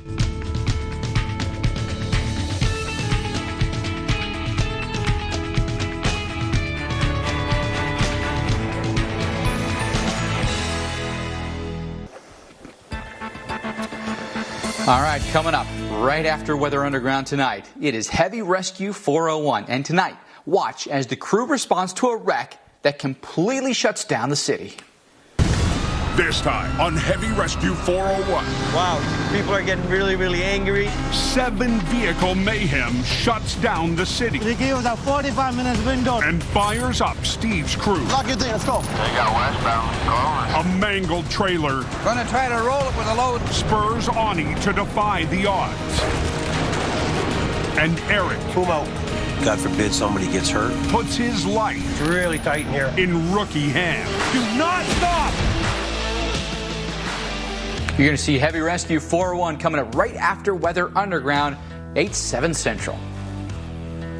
So a lot of you have been sending in your hurricane questions to us on social media, and we're going to be answering them live on the air throughout our storm coverage. You can send them to us with the hashtag hurricane questions on Twitter or on Facebook, and we've got our team of experts that are going to answer them live on the air. So let's get to some of your questions, first of all, about Tropical Storm Laura. And Rachel wants to know, is there a possibility Tropical Storm Laura could turn east and make an impact on the East Coast? Mark?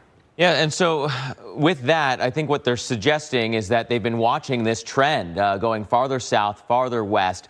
Could it bend all the way back around the other way? And the answer is probably not at this point. For the east coast of the United States, still a chance, a slight chance for the southeast coast of Florida. I don't want to completely rule you out because that wouldn't take much of a bend north. But if you're talking about the Carolinas, it's going to be really hard to get that dramatic a change because we know some of the big players right now, including this huge dome of high pressure that's in place across the tropical Atlantic, such a big high that this storm can't go up through it, right? That's why we've had this kind of motion west with a little bit of a northern component, and that high is still forecast to continue to build in farther, right? So it won't be able to bend north at that point into early next week either. By that point, it'll be on this side of the high, either coming into the northern Gulf, or if that trend continues even farther westbound across the Gulf, real hard to get into the eastern side of the U.S. with a high pressure that is as strong as it is.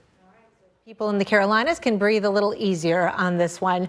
Another question from Twins Clips. I live in Key West. What should we expect? The million-dollar question, right? I think at least at this point you need to be preparing for tropical storm conditions, an outside chance of a hurricane, because let's face it, when storms get into the Florida Straits, some of the warmest water in the entire northern hemisphere, right here, okay? And so if we have any sort of circulation that is avoiding the mountains of Cuba, the mountains of Hispaniola, and comes in across the Florida Straits, then you can have really quick intensification. It's not the most likely scenario, but it is still a possibility. That said, I think for tropical storm force winds, the earliest arrival time here, when you should be ready for those winds, is late on Sunday into early Monday, with the most likely arrival time of those winds coming later in the day on Monday, maybe even Monday night, for tropical storm force winds in the Keys. All right, and let's move on to questions about Tropical Depression 14, because I know you have a lot of those as well. Angela wants to know, is there any chance that the west central coast of Florida will be affected if Tropical Storm Laura turns into a hurricane? Yeah, so that's still talking about, and we'll quickly go back to that same graphic, the west coast of Florida. Again, with that strong high pressure area, that will largely protect the west coast of Florida if it builds west as the models are suggesting, right? If it continues to make its way in this direction, then the west coast of Florida has a much harder time getting that curl back in a la Charlie. We'd have to have a weakness in that ridge, which again, right now the models are not suggesting we'll be able to have. Right, but could the storm stay far enough to the west and be large enough that they could have impacts? Some indirect impacts, sure. Certainly the rip currents and the beach erosion impacts from a large system in the Gulf, that would still be there for the west coast of Florida. All right. Now we've got the question on TD14, because obviously that was a Laura question. Matt wants to know, what are the odds of the wind shear slowing down TD14 and having another Hurricane Harvey scenario along the Texas Gulf Coast? Gosh, that's a frightening one, right? You never want to call back to Harvey. And yet the models are suggesting, partially because of the interaction of the two storms, that we actually could wind up with a bit of a slowing setup. And just look at the difference in the lines here. Here's Sunday afternoon to Monday afternoon, right? That's a decent amount of space. Monday afternoon to Tuesday afternoon is less distance. Tuesday afternoon to Wednesday afternoon is even less. So we are forecasting already at this point a slowing storm system. Mike, that trend looks increasingly likely. Again, you never want to say this is the next Harvey, but we do need to be prepared for flooding somewhere with where either of these storm systems go. Especially in the vulnerable places, and we know that Houston is a very vulnerable place. Mark, thank you, and we'll come back at the top of the hour. More on our top story, the twin trouble in the tropics right now with TD14 and Laura. The latest next. With Oscar Mayer Deli Fresh, it's not just a sandwich. Far from it. It's a reason to come together. It's a taste of something good. A taste we could all use right now. So let's make the most of it and make every sandwich count with Oscar Mayer Deli Fresh. Stress Balls Gummies with herbal ashwagandha help turn the stress life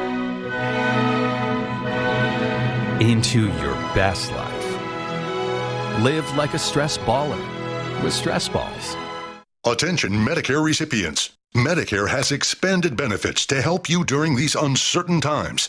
Coverage may now include many benefits to help you while at home. To find out what new Medicare Advantage benefits you can get in your area code, call the Medicare Coverage Helpline now.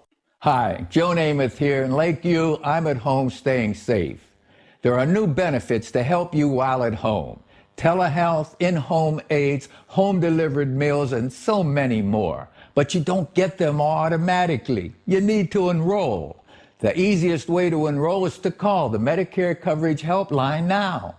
Get what you're entitled to. Coverage may now also include dental, home-delivered prescriptions, no deductibles, and no copays. Don't delay. Call to see if the new benefits are available in your area. Call now. It's free.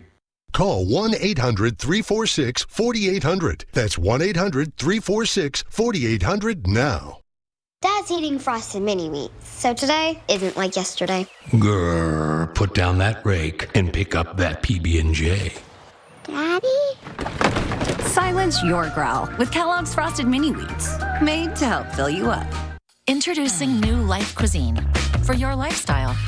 High protein, meatless, gluten-free, or low-carb lifestyle. Power up your day with new Life Cuisine. Delicious your way. ProPlan Live Clear.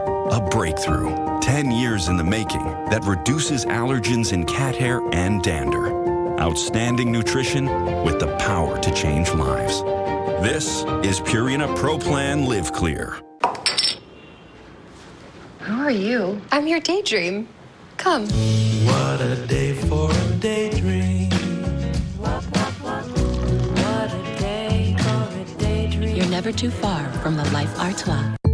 Jake from State Farm, I can't thank you enough for getting me the Serena savings on my insurance. Can I get you 10 free minutes in the broth bath? Serena, with State Farm, everyone's offered surprisingly great rates. Yeah, sure. How about a complimentary wet moss wrap? Here's the deal. These savings are for everyone. Seriously? She's just jealous. When you want the real deal, like a good neighbor, State Farm is there. Age-related macular degeneration may lead to severe vision loss. So the National Eye Institute did 20 years of clinical studies on a formula only found in PreserVision. If it were my vision, I'd ask my doctor about PreserVision. It's the most studied eye vitamin brand. If it were my vision, I'd look into PreserVision. Only PreserVision AREDS 2 contains the exact nutrient formula recommended by the NEI to help reduce the risk of moderate to advanced AMD progression. I have AMD. It is my vision, so my plan includes PreserVision. Tonight on Weather Underground, all eyes are on the tropics. We are closely monitoring for you Tropical Storm Laura that spins right now near the Leeward Islands. And then there's Tropical Depression 14 in the Caribbean, with the entire Gulf Coast now on alert as both tropical systems could threaten at the same time. And with nearly 1,100 miles of U.S. coastline in the forecast cones, we're breaking down for you each and every scenario and why the future track for both storms is not set in stone, potentially putting everyone from Texas to Florida at risk. And making things even more difficult for emergency managers is the intensity forecast. We take you to areas in the cone to find out how they're preparing and discuss the complicated process of evacuating with two systems at play and the ongoing pandemic. Plus, in the West, a frightening scene as deadly wildfires continue to rage out of control. See where conditions are getting even worse. That's next on Weather Underground. All right. Hey, everyone. Welcome in. Glad you can stay with us here. Hour 3 of Weather Underground. Plenty to cover for you. I'm Mike Bettis. And I'm Jackie Jarris. We've got storm specialist Mark Elliott with us tonight as well. And all anybody can talk about for sure are the two tropical systems that are headed for the Gulf. You know, we still have a lot of questions, but the forecast starting to take shape now, Mike. It's just incredible to think that this is a serious possibility.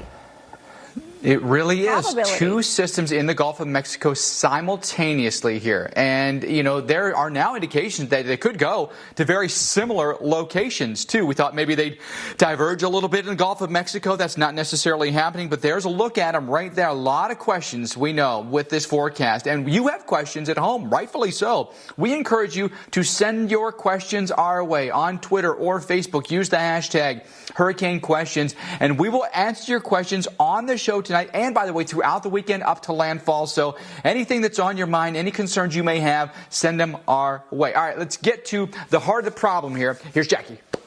All right, well, let's start out with Laura, and we'll start there first, and then we'll cover TD14 in just a minute. But Laura already beginning to affect, we think, the U.S. Virgin Islands and Puerto Rico as early as tomorrow morning. So here are the main points of what we know right now with Laura. It will impact the Caribbean islands through the weekend with tropical storm conditions, not just the gusty winds, but heavy rainfall that could lead to some flash flooding and mudslides. We've got flash flood watches in effect for Puerto Rico and the U.S. Virgin Islands as well. Now, depending on the location of the track and its interaction with land, that will have a huge impact on how strong the storm is going to be. If it gets over the Greater Antilles, over the mountainous terrain there, that would keep it a weaker storm. But if it stays just to the north of there or even just to the south, that would keep it over the open water, which would mean a stronger storm ultimately. And the U.S. impacts will likely begin by the early part of next week already. So those changes are beginning to come for sure.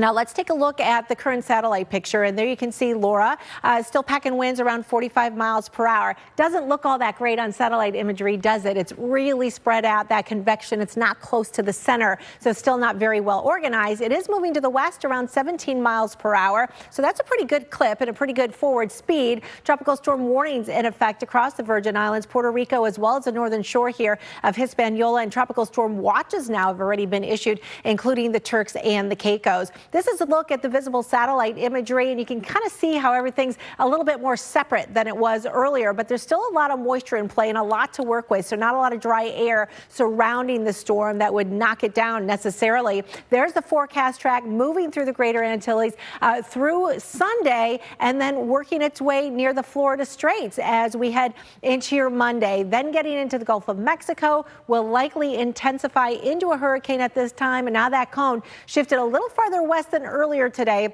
New Orleans to Tallahassee, all within those cones. Now let's talk about some of the models and bring in our storm specialist, Mark Elliott. You know, yesterday we saw a lot of consistency, and then all of a sudden today, boom, the models decided they're going to take a little bit of a turn. And they did it consistently, you know, together, right? The models jumped westbound together, both seeing a stronger area of high pressure. And so the forecasters at the National Hurricane Center took that as a nod, right? They started to bend that track. First, the center was found by the aircraft in the area to be farther south, so that bent this part of the track south and west, and then a forecast a stronger high has been bending this part of the track off to the south and west as well. So longer with all of Florida in the cone as it was not that long ago, right? About 24 to 36 hours ago, it was Florida, Florida, Florida. Are we clearing you, Florida? No, by no stretch. Please keep paying attention. Sometimes the models bend back in. If that high gives it up a little bit and is not as strong, then we'll have a return to a more northern and eastern track. It's just not the best forecast right now. Here's what the USGFS did earlier today. Pretty impressive change coming across Puerto Rico by Saturday, approaching, say, the Florida Keys by Monday, and then things get real interesting. An organized storm coming across the northern Gulf, going almost due east to west. A little bit of interaction from what's currently our tropical depression, but then also because of that stronger high. So coming up, this is a new run of the GFS, still keeping that theme, now going right up that Texas-Louisiana border. The European model is also looking at that change. The European model came across Puerto Rico by Saturday, then towards Cuba and the Florida Keys, somewhere in between by Monday. And it, too, bends much further west than this time yesterday. A little bit of interaction from what is currently a tropical depression and a stronger high means Louisiana at play with a strong storm system. So, gosh, the global, hurricane focus models are also looking much further west, and many of them, Mike, are looking very strong. Now getting with some of the outlier cases all the way up to some really strong numbers. So again, not the most likely scenario, but one that we can't ignore at this point either. We're watching for that trend. You said it so many times, Mark. Once these things get into the Gulf of Mexico, it's a whole new ball game. So we'll watch these things, every single advisory that comes in. Mark, thanks so much for that. We know that we're kind of predisposed to this point at some flooding across the southeast, and so we're keeping our fingers crossed that we don't get huge rain-making tropical systems. But this Forest City, Florida, where you can see it has been nothing but heavy downpours throughout the afternoon. Almost looks like a tropical system blowing through, right? That's a thunderstorm, folks. Many of you have experienced the thunderstorms this afternoon, and we're likely to see those storms go for a couple of more hours. It's Florida, it's Alabama, it's all the southeast. It's a pattern that has not budged at all for about a week now, and so every single day there's been this threat for thunderstorms. I-40, Memphis up toward Nashville, and now down 55. We've got some pretty good thunder boomers here, and the storm's really starting to form across central and northern Alabama as well. Really heavy storm complex coming through Atlanta, brief urban street flooding affecting us here. Rainfall rates exceeding an inch an hour, and then plenty of storms down through South Florida around Okeechobee, but Naples and Alligator Alley, then up 75. It is Naples, Fort Myers, Sarasota, and up toward Tampa as well. I-4, that also a highway that every single day this week it seems like it is stormed on it. You see what the last 7 days have produced. That is a rainfall totals map for 7 days. Some hot spots in there in orange and in yellow on the map where you're 5 or even 8 inches of rain in just the last week. If you look at where our departures are for just the summer, there are plenty of very, very soggy locations, unfortunately. In particular, it's in Arkansas, Louisiana, Mississippi, certainly portions of Florida, the Carolinas. Some places where we're doing okay, and maybe a little bit of rain won't hurt us, but the areas where we already have tons of rain, we don't need any more. So a forecast like this, when you see what's coming with Laura and maybe even adding some with Tropical Depression 14 that could strengthen into Marco, we're worried that a forecast, could it pan out like this as the European model depicts? Really heavy rain into Louisiana and Mississippi. That'd be beginning Sunday, going all the way through Thursday. That doesn't bode well. There's a look at the updated GFS model. It's now trending more to what the European model is saying. So when you look at what the trends are, at least here, Jackie, it does not bode well. We have got to really, really concentrate on what the flood risk could be and how we're going to save ourselves from that flood water.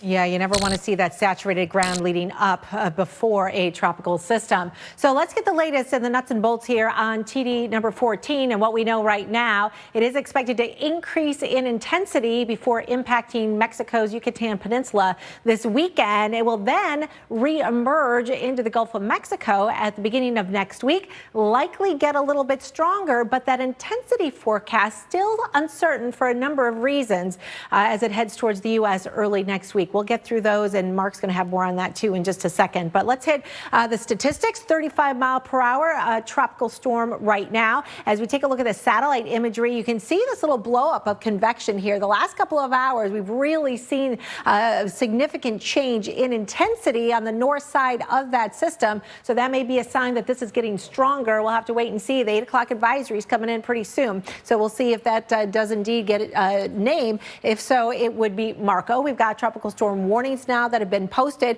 across parts of the Yucatan Peninsula, including you in Cancun and in Cozumel. So those conditions are going to be arriving before your weekend is out. The visible satellite imagery, really interesting to take a look at this too, because it really tells you a little bit about the structure of the storm. Earlier, you could see how that center was exposed. There wasn't a lot of cloudiness near that center at all. And then all of a sudden, boom, here are those big thunderstorms beginning to blow up. It's hard to even find that center a little bit now that those thunderstorms are more concentrated around the center of all that. But look at all the moisture here in play. There is a ton of it to work with, and eventually we think that's all going to get absorbed into our big system. Water temperatures are very, very warm. You only need 80-degree temperatures to sustain a hurricane. We're way beyond that. Water temperature sampling in the mid-80-degree range. So the forecast track has it strengthening to a pretty healthy tropical storm as it approaches the Yucatan Peninsula. May make its way all the way over Cozumel as well. That will happen late Saturday or early Sunday. It will weaken a little bit because of its interaction with land, but then will likely intensify again once it gets over the warmer waters of the Gulf of Mexico. So the forecast does have it as a strong tropical storm or hurricane at landfall, affecting Texas, maybe southwestern parts of Louisiana. But there are a couple of different factors as to exactly where this is going to be steered and where this is going to be going, which could also affect the intensity. So, Mark, you're going to pick up the story there of how that jet stream could eventually affect this. Yeah, and of course, with both systems at least potentially coming towards Louisiana, some breaking information right now that the governor there just declared a state of emergency because of that potential. So, two storms that are both bending much farther west than what we were talking about at this time yesterday. Let's focus in, as Jackie mentioned, with Tropical Depression 14. Still forecast to get its act together, as she was showing us. It is doing so right now. Strong tropical storm coming across the Yucatan, potentially a hurricane in the Gulf. And then some of the models are still weakening this storm system right before landfall. So that's not necessarily land interaction. What's happening there? Well, the answer is that the trough that's nearby will at times be in a bit of a Goldilocks position, meaning close enough to actually help the outflow from our storm system. So by Sunday, we're back over the waters of the Gulf. We got some very strong winds with our trough, and that is going to sweep away that upper level air, right? It's going to take that top layer away, helping the outflow, the lungs of our storm system. The air at the surface then can rise up to fill the void. And so you get more rising air, lowering pressures, and organizing storm system because of the trough nearby. However, you can run out of that Goldilocks position if these storms get, the center of whatever it is, whether Marco or still a TD, whatever's left of that swirl gets near that trough, well, then it starts to break it apart. And so that's what the different hurricane models are looking at, because if it can avoid the trough, gosh, all bets are off with regards to the heat content in the Gulf. Very, very warm ocean water heat content, deep through the column as well. So if you can avoid that trough, you're up near a significant hurricane. If you're just run in by the trough and some land interaction, you've got a weak tropical storm at most. I think that's why we've got this kind of spread here, Mike. And honestly, there is still a risk of even stronger, with that trough nearby, but not right over top of it, and with the water content the way it is. Listen, things can change. Little minor details can make the difference, that's for sure. Yeah. But again, the Gulf of Mexico is always concerning. You know that, Mark, and we talk about it all the time, right? All right, folks, we know that for many of you, you've got questions when it comes to the hurricanes, and we want to be there to answer some of those questions for you tonight. If you're on social media, by the way, if you could get on Facebook or on Twitter and include the hashtag Hurricane Questions, we're going to get your tweets and your Facebook posts on the show tonight live. Carla asked this, Mark. What is the likelihood that these storms could join forces in the Gulf? Whether that be, combining into one, doing some sort of Fujiwara. Your thoughts on that?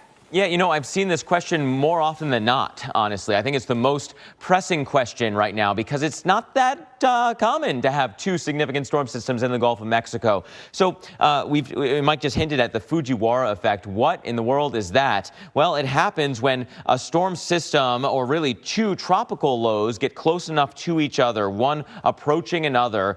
You have to be close, right, within 900 miles or so before this happens. And if both storms are reasonably near the same strength, instead of slamming together or one weakening the other, they can do this dance around each other, this little counterclockwise spin. And some of our models are suggesting this will occur, and I think that's partially why we're seeing more of a bend to the west for what is currently Laura, right? That bend westbound, because I mentioned that 900 is the key component. We get that as early as Monday morning, and Jackie, by Wednesday, 500 miles of separation or less. And so that kind of turn is certainly going to be a part of the forecast complexity here. Yeah, it's something you see in textbooks, Mark, but I don't think I've ever seen it play out. Incredible. Well, coming up, hurricane expert Dr. Rick Knabb has important tips to prepare your home for a potential landfall. We've been saying it for years, if not decades, that taping your windows doesn't add any safety and maybe even makes things more dangerous. Don't believe me? Coming up, we're going to throw a 2x4 at 40 miles an hour at these windows and see what shatters. Plus, we'll take a look at what's happening out west. 3 weeks and still no sign of our elusive subject. So today, we brought a little enticement. Devour buffalo chicken mac and cheese. There he is. What a magnificent beast. Once he locks onto his prey, it's all but over. Oh, wow. It's a female. Ryan! Looks like she's the alpha. Typical. Eat like an animal. Devour. With Domino's $5.99 mix and match deal, you can feed a family of 4 for about $3 per person. So we asked one of our families to help us make this commercial about that deal. Safely feed a family of 4 for about $3 per person with the $5.99 mix and match deal. From Domino's!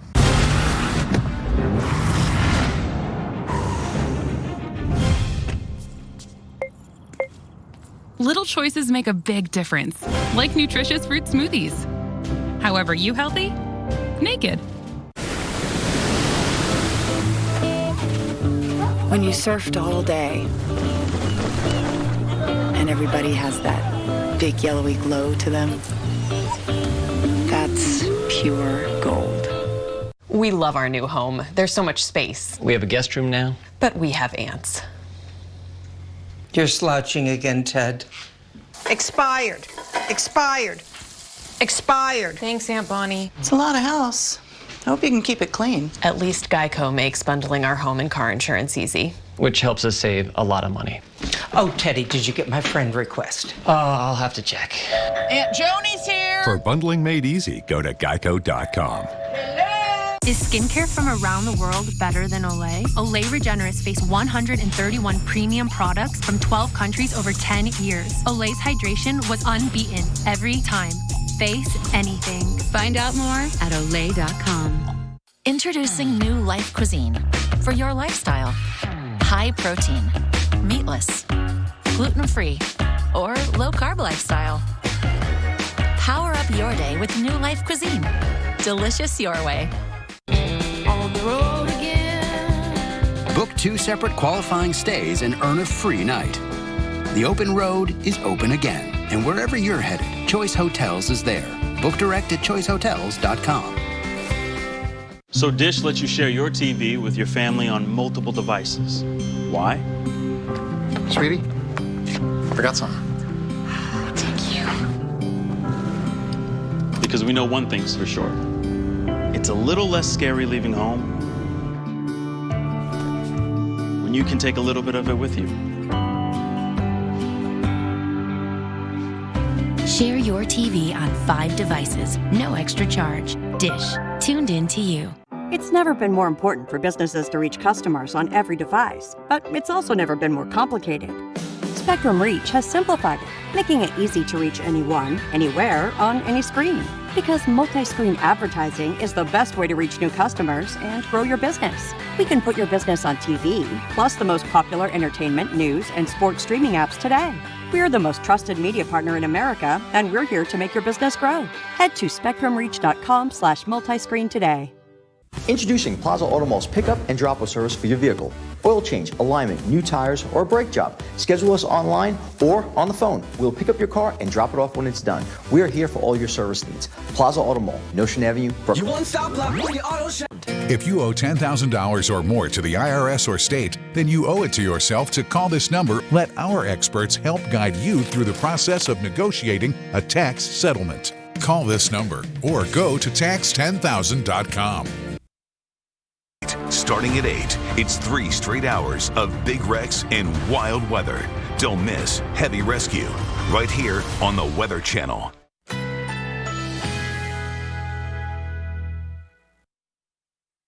Currently in our area, 81 degrees under mostly cloudy skies.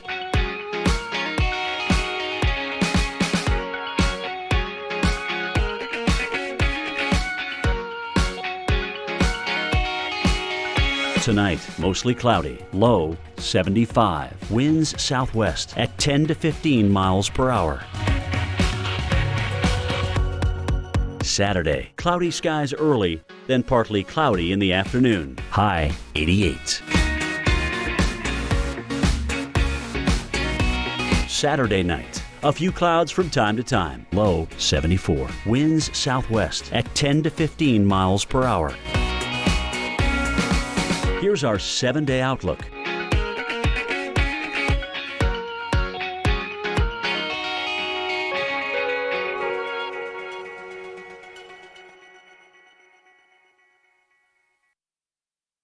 Hurricane season doesn't stop for a pandemic, and neither do we. Be ready for impacts well beyond the center of the hurricane. Don't let COVID-19 take your eye off the tropics. This year's threat is more complex and dangerous than ever before. Remain vigilant, pay close attention to the Weather Channel. No one can cover this historic hurricane season better than the Weather Channel. Get the information you need to stay safe every day. Storm safety in a pandemic, all season long, right here on the Weather Channel. 2 tropical forecast cones, both pointed towards the Gulf of Mexico. And so with that kind of added complexity and just the communication side of things, we want to really let you know what to prepare for your area. We'll start off with Tropical Storm Laura with the impacts in Puerto Rico as early as tomorrow. Okay, so Get ready, expect tropical storm force winds across much of the island. That could mean power outages. You know the drill across Puerto Rico with up to 50-mile-per-hour winds, maybe some higher gusts, especially if we get a little bit more organization. Quite honestly, it's not there yet, but it could still be there according to the modeling. Then we look down the line. What about in towards like South Florida and Key West? When do those winds arrive? And the earliest arrival time is sometime overnight on Sunday, so your preparations really need to be done by this weekend, because by Monday, we're now knocking on the doorstep with tropical storm force winds approaching and an outside chance still of hurricane force winds. Again, not the most likely scenario, but still one that we need to at least account for. How about for our currently tropical depression 14? This one's looking more and more organized right now. May turn into Marco at any point when the National Hurricane Center is watching that. So for those of you across the Gulf Coast, you need to be done, whether it's Louisiana or maybe even bending down through Texas. So towards coastal Louisiana, be done preparing by Sunday afternoon. If this is all the way down here, maybe it's Monday morning. But then, Jackie, for when those winds arrive, it's either Monday morning or Monday evening, depending on the exact track. That only gives you the weekend. It's already Friday. We're not talking about a lot of time here. Not a lot of time, but we'll take it, right? Exactly. Every minute we can get. So now is the time to get your home ready for whatever might be coming your way. Our hurricane expert, Dr. Rick Knabb, headed to the Insurance Institute for Business and Home Safety to show you exactly why you don't want to tape your windows. So the first 2x4 went through the unprotected window completely unimpeded, even more so than I expected. Now, a lot of people have this belief that if they tape the windows, things are going to turn out better. But I'm concerned that the window's not going to hold and that the pieces are going to be broken. But I've never seen this play out. Right, and we can do that absolutely here today, because I'm exactly in your camp. The tape doesn't add any strength. It takes valuable time when a storm is approaching. And it's just not going to do anything for you, but we can prove that here today. Yeah, so part B of our experiment, we're doing the same thing. Yep. Same size and weight 2x4, going at the same speed, at the same kind of window. Right. The only difference is this window's taped. Absolutely. Let's get Justin to load it up and we'll be ready to go. All right, load her up. Well, and you're going to have to give me the green light. We are loaded. We are safe downrange. You're ready to go. Okay, here it goes. Will the tape make any difference?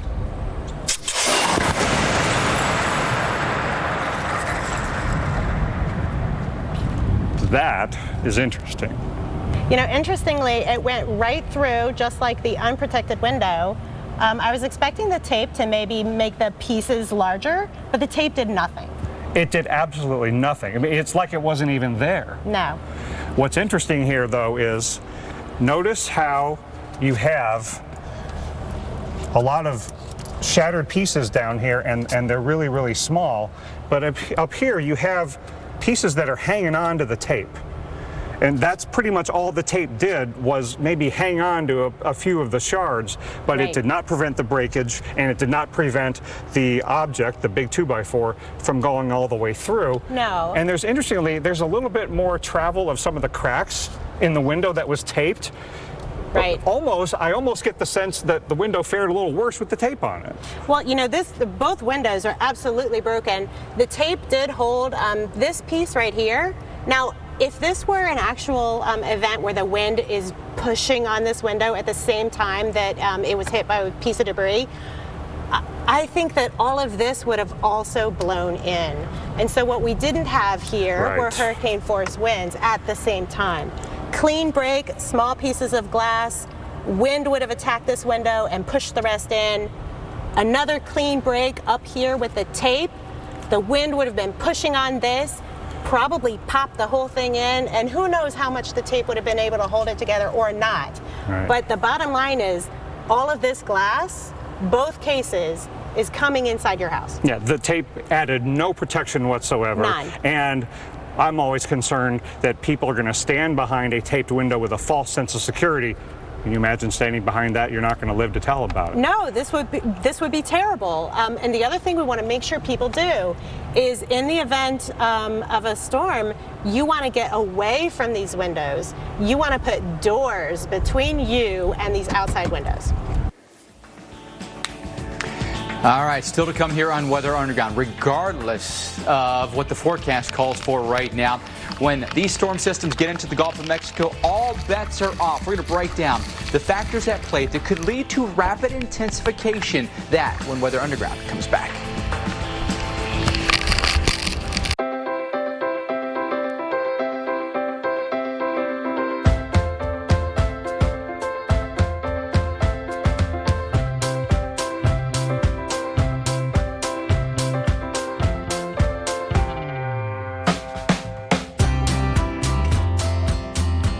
Hurry in for huge savings and make this Labor Day the perfect start to fall with Lowe's.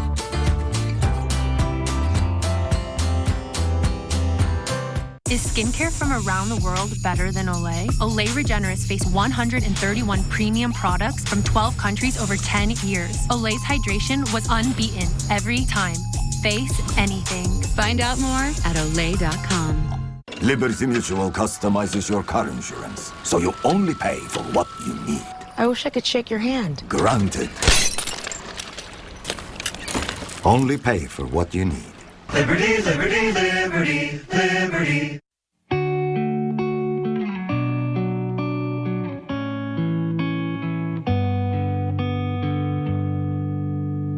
Oh, why you look so sad? Tears are in your eyes. Come on and talk to me now. Don't be ashamed to cry. Let me see you through. Animals are abused every day, and they can't ask for help. They endure indescribable acts of violence, but they're without a voice. Without a voice to say they're frightened and in pain. They're alone, they're scared, and they need your help. I'll stand by you. I'll stand by you. Won't let nobody hurt you. I'll stand by you. Visit us at joinaspca.org or call this number now to join. Sign up for just 63 cents a day, and you'll help rescue animals who are suffering.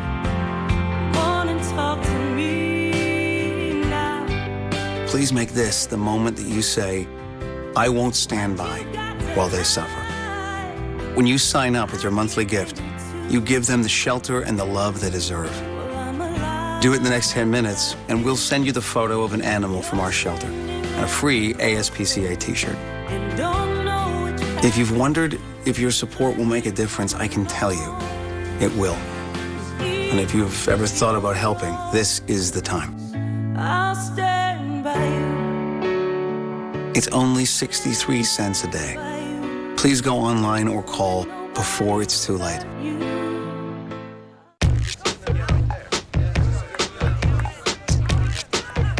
Here's to the doers.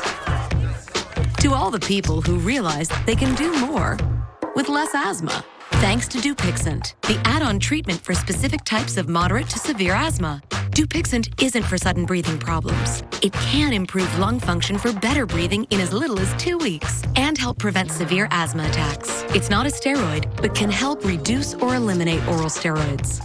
Dupixent can cause serious allergic reactions, including anaphylaxis. Get help right away if you have rash, shortness of breath, chest pain, tingling, or numbness in your limbs. Tell your doctor if you have a parasitic infection. And don't change or stop your asthma treatments, including steroids, without talking to your doctor. Are you ready to do more with less asthma? Talk to your asthma specialist about Dupixent. If your financial situation has changed, we may be able to help. Who are you? I'm your daydream. Come. What a day for a daydream. What a day for a daydream. You're never too far from the Life Arts Lab. All right, you have got to see this. And how terrifying would this be? Truly apocalyptic as you're trying to evacuate and outrun a wildfire. This is the LNU Lightning Complex fire in California. This happened on Tuesday in Napa County. Just now seeing the dash cam video. This is frightening. This was really right after a series of lightning strikes sparked the fire, and that thing has been raging out of control. It is, I mean, you look at, and then there are vehicles in front of you, behind you, people are stopped, you can't go forward, you can't go backwards, and you just feel like the flames and the smoke are going to consume you. How scary that must be when you're going through it. I mean, the heart rate is going up and you're just panicked, right? This is the stat on this fire. It's only 7% contained, and it's already burned over 200,000 acres. This is burning north of San Francisco, north of Sonoma. Huge amounts of smoke with this. You know, take you back 11 days ago where the air quality was pretty good, skies were clear, and then with the fires that have erupted, look at all the smoke that's in the air right now. It's been hot, it's been dry. Las Vegas, by the way, how about this for a stat for you, Jackie? 109 degrees today. It's the first day in 7 days they've not hit a daily record high. We did it for 7 straight days.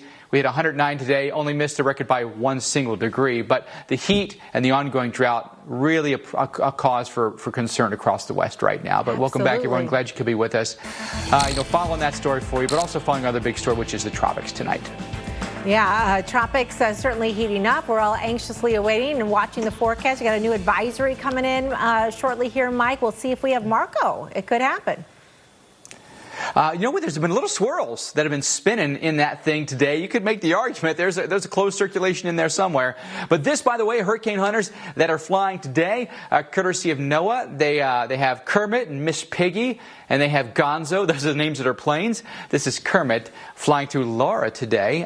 This is the one that's farther out over the islands right now and potentially could, come close to Virgin Islands, Puerto Rico, and then Florida as well. But let's get the details on what's going on with our systems tonight. Our storm specialist Mark Elliott is here. Mark, boy, these planes are so invaluable to collect data and the observations that we just don't know what we do without them. Forecasts would suffer.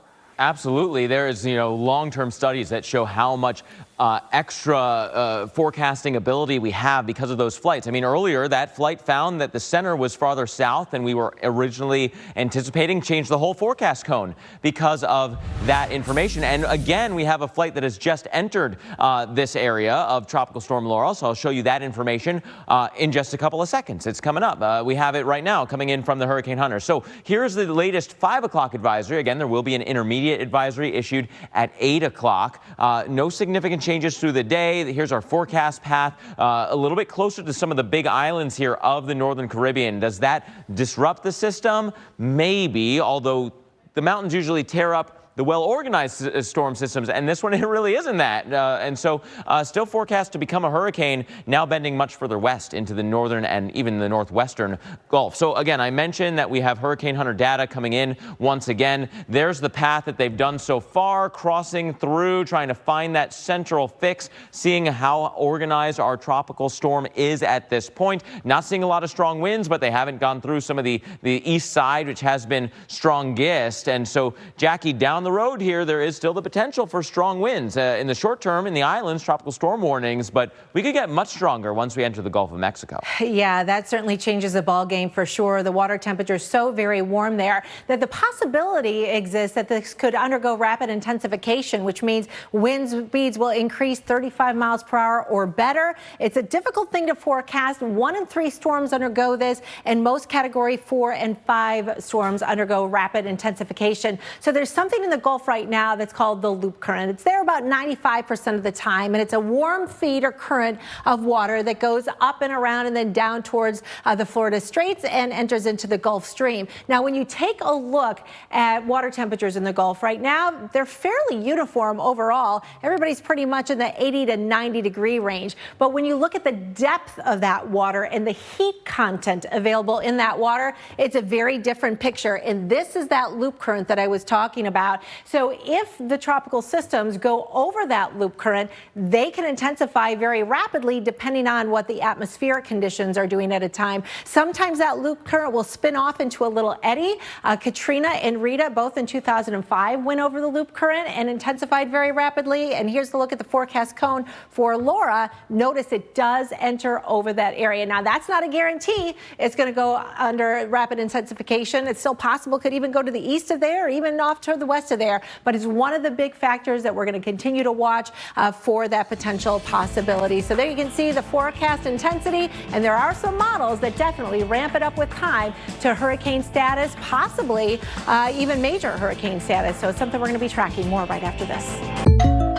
Hey, I didn't order any pizza. Jake from State Farm.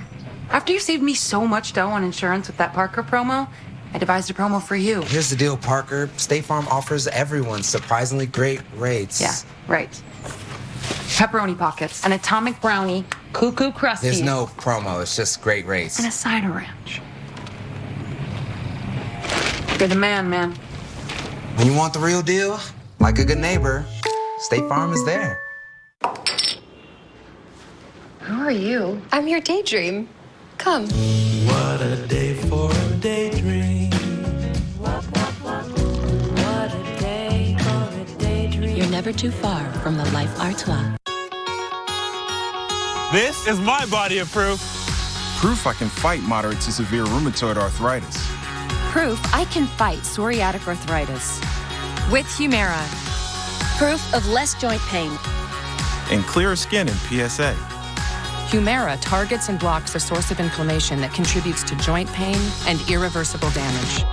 Humira can lower your ability to fight infections. Serious and sometimes fatal infections, including tuberculosis and cancers, including lymphoma, have happened, as have blood, liver, and nervous system problems, serious allergic reactions, and new or worsening heart failure. Tell your doctor if you've been to areas where certain fungal infections are common, and if you've had TB, hepatitis B, are prone to infections, or have flu-like symptoms or sores. Don't start Humira if you have an infection. Humira is proven to help stop further joint damage. Want more proof? Ask your rheumatologist about Humira citrate-free. If you can't afford your medicine, AbbVie may be able to help. We got a Subaru to give him some adventure, to reconnect and be together. And once we did that, we realized his greatest adventure is just beginning. Welcome to the most adventurous Outback ever. The all-new 2020 Subaru Outback. Go where love takes you. Get 0% APR financing for 63 months on select models during the Subaru A Lot to Love event. Dad's eating Frosted Mini-Wheats, so today isn't like yesterday. Grrr, put down that rake and pick up that PB&J. Daddy? Silence your growl with Kellogg's Frosted Mini-Wheats, made to help fill you up. The jaguar is one of the most magnificent and elusive animals in the Amazon rainforest. But every day, jaguars and species around the world are fighting a silent battle. They are losing their homes. 6,000 acres of the Amazon rainforest are destroyed each day. You can help stop the destruction of habitats around the world. For a gift of just $12 a month, you can symbolically adopt a jaguar. Your donation will help WWF protect threatened wildlife and their habitats around the world. Call now or go online to WWFnow.org and receive this adoption kit as our thanks. We need your help. Please donate today. When you start with a better hot dog from Oscar Mayer, That's no way to treat a dog. you can do no wrong. Where did you learn that? The internet. Yeah. With no artificial preservatives or added nitrates or nitrites, it's all for the love of hot dogs. When it comes to parenting, you're a pro. You know your kid doesn't step around puddles. And you know cheap, leaky diapers are an amateur move. You need Love's Pro Level leak protection. Love's. Parent like a pro. All right, thanks for being with us here on Weather Underground. A lot to cover for you tonight across the southeast with storms still plaguing us. Hey, they're clearing just in time for you for a nice sunset in Jacksonville. Well done. I like that shot. But there are still plenty of areas where thunderstorms will rumble for you this evening. It's the entire area that's highlighted in red for you tonight. It's just that stubborn, stalled out pattern, doesn't want to budge. And so Florida, much of the southeast, into the mid-Atlantic, here are our storms. And heavy downpours will cause some brief localized flooding. Just be ready for that. The storms will probably be with us for the next couple of hours, begin to die down a little bit overnight tonight. And then, to no one's surprise, they come right back tomorrow. Sorry, folks. Be prepared for that. Be ready to dodge those storms as they pop up. The unfortunate thing is we're really soaked here, Mark Elliott, across the southeast. So if we get a tropical hit, that could really, add a lot of anxiety to folks' weather woes already. Oh, absolutely. If the grounds are already saturated and then we get the tropical moisture in, it just adds to the flood concerns. You know, we're watching Tropical Depression 14. The hurricane hunters are watching it as well. They've done the long flight, right? Leaving the Air Force Base and then coming all the way down. It's been hours of flight time. They're now into the storm. Currently seeing winds near 30 miles per hour or so. But really what they're looking for right now is to see if they get that closed off center. That will eventually determine just how soon this becomes Marco. That is still in the forecast, right? This is the 5 o'clock advisory. There'll be an update, at least in positioning, for the 8 o'clock update for the intermediate advisory time. This thing's moving northwest still at 13, again, as of the 5 o'clock advisory. And the forecast has been bending today, right? Bending off towards the south and west over time. That trend, at least in the models, is set to continue. So don't put your guard down, South Texas, but, you know, really all of the Texas coast needs to watch this one carefully.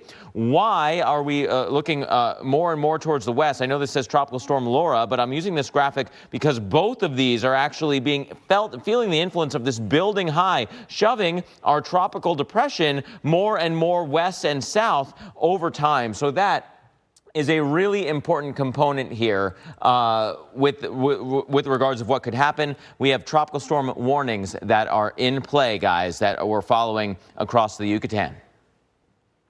We know that Floridians certainly face an unprecedented hurricane season, and this on top of being a COVID-19 hotspot in this country. And so what exactly do you do? How do you prepare when you have now something like, say, Tropical Storm Laura that could be bearing down on South Florida? We're joined this evening by Jared Moskowitz with the Florida Emergency Management Agency. Jared, thanks so much for being with us. Obviously, all interests right now on what happens with Laura. What are the plans in place in particular for South Florida? Sure. So, you know, right now the model guidance is looking good for South Florida. We were focused on that, obviously, the last couple of days. But right now we're really focusing on maybe just southern Dade County and Monroe County. We're looking at non-congregate sheltering, making sure that both counties have PPE in the event they have to open shelters. Possible evacuations, obviously, for folks like special needs or folks that live in trailers or unsafe structures. So those are the things we're looking at for South Florida right now. But, you know, I got to be honest, a lot of our time right now is focused on the potential panhandle when this thing gets into the Gulf of Mexico. Yeah, Florida's in that unique position where they could actually experience 2 landfalls potentially. How does that make things more complicated for you? Well, look, we've been at a level 1 here since March because of COVID, and we've been doing hurricane planning ever since then. Even though we've, you know, been a state that's gone through Hermine, Matthew, Irma, Michael, almost Dorian, we've spent, you know, the last 4 months really drilling down hurricane preparation, including multiple landfalls. Let's not forget that Florida has seen multiple landfalls and of hurricanes back to back to back. So, you know, look, if it clips the southern peninsula and winds up to into the panhandle, we'll be ready for that. We're prepared. That won't affect the division's ability to respond to our residents. Jared, recent report here in the Miami Herald about the issues that might be ongoing, especially with the hotels and evacuations in Miami-Dade, and maybe having to rethink, you know, what that plan is now in the middle of hurricane season. Your thoughts on evacuations, in particular, getting people to safe shelter? Yeah, well, I mean, listen, we want people who are in mandatory evacuations to leave. We can mitigate against the effects of COVID-19, but we cannot mitigate the effects if you live in an area that's prone to surge or if you live in a mandatory evacuation area. So we tell people to know their zone, make sure they know what evacuation zone they live in. We want them to know their home, know their dwelling. Is their house, where they live, is it safe? They need to get a plan. Go to a family member's house, go to a friend's house. If you can't, go to a non-congregate shelter. The division is opening up hotels for people to do non-congregate sheltering so that we have that spacing. If they have to go to a congregate shelter, there'll be PPE there, there'll be masks, there'll be gloves, there'll be hand sanitizer. Folks will be social distance, there'll be temperature screenings. And so, you know, we ran through this obviously with Asaias, so we're ready, you know, to do this with Laura as well. All right, thanks so much. Jared Moskowitz, the Director of Florida Emergency Management. Thank you and wishing the best. Thank you. Well, still to come on Weather Underground. Still lots of questions as we track 2 tropical systems heading into the Gulf. But we are answering the questions that you have with the hashtag Hurricane Questions on social media. Plus, we are tracking storms here tonight. We've got a lot of action across parts of the south and into the state of Florida. Showers and thunderstorms bringing heavy downpours. Be careful out there. When it comes to parenting, you're a pro. You know your kid doesn't step around puddles. And you know cheap, leaky diapers are an amateur move. You need Love's Pro Level leak protection. Love's. Parent like a pro. Millions of men are keeping their hair thanks to proven hair loss treatments. And you can too, thanks to Keeps. Get online access to a physician and FDA-approved treatments delivered right to your door, safely and affordably. Go to keeps.com/TV to learn more. Kids can change minds. They can even change the world around us. Packed with protein plus 21 vitamins and minerals, we nourish them with Carnation Breakfast Essentials. Because today could change everything. When you surfed all day, and everybody has that big yellowy glow to them, that's pure gold. My son needs this drug. I hope it doesn't cost too much. I hope my insurance pays for it. Can you tell me how much this will be? 67. Sorry. Wait, have you heard about GoodRx? GoodRx finds free coupons to help you save up to 80% on your prescriptions. Wow. I had no idea. GoodRx. Stop paying too much for your prescriptions.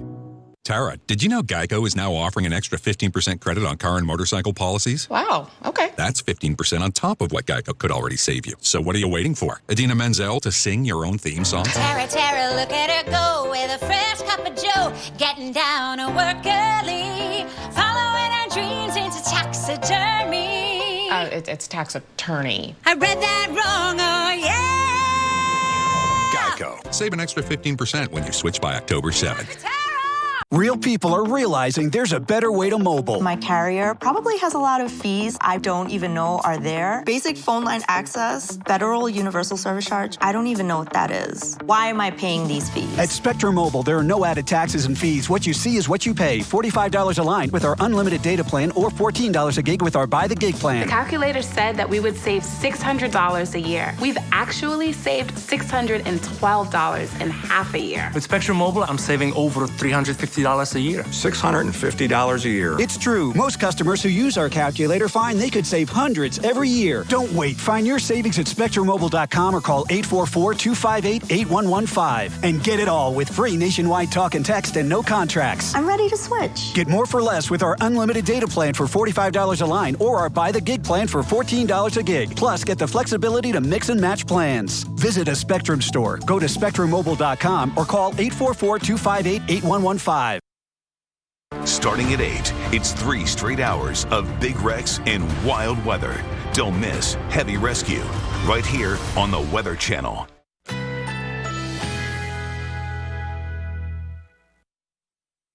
Currently in our area, 80 degrees under partly cloudy skies.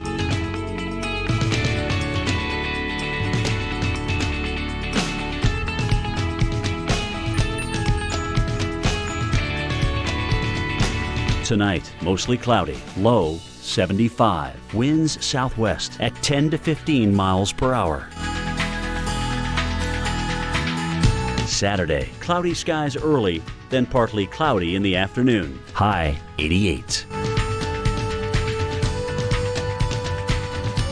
Saturday night, a few clouds from time to time. Low 74. Winds southwest at 10 to 15 miles per hour. Here's our 7-day outlook.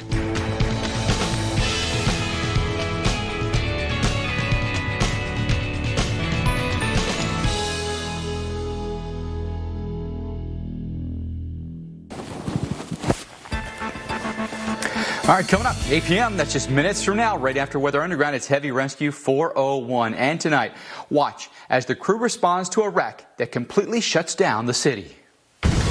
This time on Heavy Rescue 401. Wow, people are getting really, really angry. 7-vehicle mayhem shuts down the city. They gave us a 45-minute window. And fires up Steve's crew. Lock your thing, let's go. They got westbound, A mangled trailer. Gonna try to roll it with a load. Spurs Ani to defy the odds. And Eric. Boom out. God forbid somebody gets hurt. Puts his life. It's really tight in here. In rookie hands. Do not stop! You're going to see Heavy Rescue 401. It's coming up next, right after Weather Underground, 8/7 Central. Looking forward to it. Well, a lot of you have been sending in your hurricane questions to us on social media. We've been answering them live on the air throughout our storm coverage. Want to get to some of them right now and answer them. Of course, you can send us more because we'll be answering them throughout the weekend at #HurricaneQuestions. So Mark, Adela wants to know, thanks to you, we know the tropical storm Laura will slice Puerto Rico down the middle. Do you think dreaded island-wide power outages will also be in our forecast? We still have bent and fallen light posts left from Maria. Yeah, gosh, recovery takes so long from big storms. Maria was kind of the poster child for that, and we know the infrastructure issues across Puerto Rico. So they have added concerns, like, after Sandy, every little thing that came up towards the Jersey coastline was different because the dunes were all gone. So this storm is different because Maria came through that area. So let's talk a little bit about Puerto Rico. I know you're smack dab in the cone right now. I think that's what that question was referencing about coming right down the middle of Puerto Rico. There is still wiggle room on the global models, and the impacts don't necessarily go right where the center goes with a disorganized tropical system. All of that said, I think you will have 50-mile-per-hour winds. That potential is there, and if you have some weak trees, if you have some things that are still bent over and not totally put together, 50 miles per hour is more than enough to cause some power outages. Jackie, to answer that question, I don't think it's going to be nearly as widespread, island-wide the way it was with a major storm system coming through like it was a couple years ago. But any wind is bad at this point when you already have a weak infrastructure because of past storms. They're going to have a lot of rain in Puerto Rico, too. And that also adds to the trees falling and then the power problems. Absolutely. All right, let's get to our next question. I believe this one also on Tropical Storm Laura. This is from David Hager. He wants to know, after the twin storms come ashore, what is the probability that one or both of them will stall? Yeah, gosh, unfortunately, it looks like a higher and higher probability that there will be some sort of slowing, whether it's as we approach the coast or just after. There's going to be a big rain event. Let's show you the spin. This is the European model forecast, watching both our tropical depression and Tropical Storm Laura. Both of those spins coming into the Gulf by first Sunday for our depression, then Monday for our storm. Look how close they get. And with this, they are interacting. They are kind of spinning around each other. High pressure is building in north of these systems at the same point, slowing both of them down. There's not an easy kind of escape route off to the north, big curl that then goes up through the Midwest and out through New England. That's not as likely as just kind of sitting somewhere in the southeast states and spinning for a long time, just raining itself out. So, gosh, Jackie, a flood event, that does worry me. Yeah, absolutely. Well, we also know that you have a lot of questions about Tropical Depression number 14, so let's go ahead and try to get to some of those. Rodney Hagler wants to know, with two storms in the Gulf, decrease water temperature and prohibit strengthening. So they will definitely both have some sort of influence into the Gulf of Mexico, that's for sure, with regards to the water temperatures. What we're looking at here is actually a track of a past storm. Not totally sure why that one's there, but this is current heat content in the Gulf of Mexico, and my goodness, we have a lot of it. So yes, I think after the fact, after those storms come through, Jackie, then you get the upwelling, then you get some cooling, and so it could maybe affect the next storm. It's also the middle of summer, and there's so much heat, there's so much sunshine warming up those waters. I think there's going to be a fast recovery for that heat content. So 14 couldn't upwell and cause problems with Laura. They're not going right over the same exact water. They are close enough to each other, but not going over the same upwelling, the same cool water. So I think overall, that's not going to be something that saves us. Okay, one more question real quick on TD14. What is the tornado threat being stuck in between two tropical systems, like in Mississippi and Louisiana, for example? Yeah, what I'll do for this is I'll put up both forecast cones because those, basically when you're near an approaching tropical storm system, a landfalling tropical storm system, there is almost always some sort of tornado threat, right? A severe weather threat, especially farther away from the center. So what I'm saying is that there's a huge corridor of severe weather concern sometime Tuesday into Wednesday, directly correlated to these approaching storms. We'll give you an update with that 8 o'clock advisory coming up. 11 days on the open seas. Still no sign of the world's mightiest predator. So we're attempting to coerce a visit. With Devour white cheddar mac and cheese with bacon. Oh, that looks good.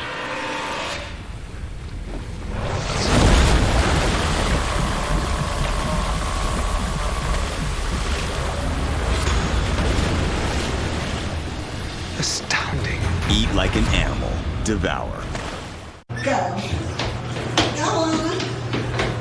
Alana is very, very, very energetic. I, of course, any mom would call her an angel. Alana was diagnosed with Hodgkin's lymphoma, and it's cancer. As a parent, when you're told this type of news, you're gonna do whatever you can do for your babies. You will sell your house with everything in it. But even before I thought about myself, I was thinking about my baby. There's nothing that I can do to make any of this better. I have to turn over all of my control to the doctors at St. Jude and pray that they're able to fix it. You can join the battle to save lives during Childhood Cancer Awareness Month by supporting St. Jude Children's Research Hospital. Join with your debit or credit card right now, and we'll send you this St. Jude t-shirt that you can proudly wear to show your support. When we got to St. Jude is when I realized that, no, you're not gonna get a bill for anything. I don't have to worry about it. They're saying we're gonna help save her, we're not gonna charge you anything. This is what we do. Because people like you donate $19 a month, families never receive a bill from St. Jude for treatment, travel, housing, or food. Because all a family should worry about is helping their child live. Alana has been out of treatment since December. We had her final CAT scan that revealed that there was no signs of cancer, which is awesome. My baby is going to be able to live. Please call or go online at forstjude.org. Let's cure childhood cancer together. Ta-da! Did you know Liberty Mutual customizes your car insurance so you only pay for what you need? Given my unique lifestyle, that'd be perfect. Let me grab a pen and some paper. Know what? I'm gonna switch now. Just need my desk, my chair, and my phone. Only pay for what you need. Liberty, liberty, liberty, liberty.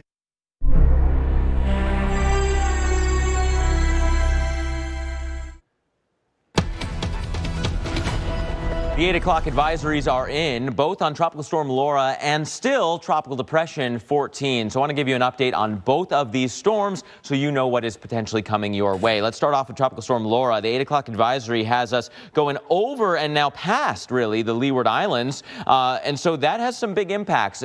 Will there be there's kind of another swirl back here. Could there be another position change? The hurricane hunters are out here. They're surveying this whole area to find out if there is a better center, but right now this is the center point. What that does to the forecast cone is it makes it do a little bit of a weird jog north and then continuing westbound.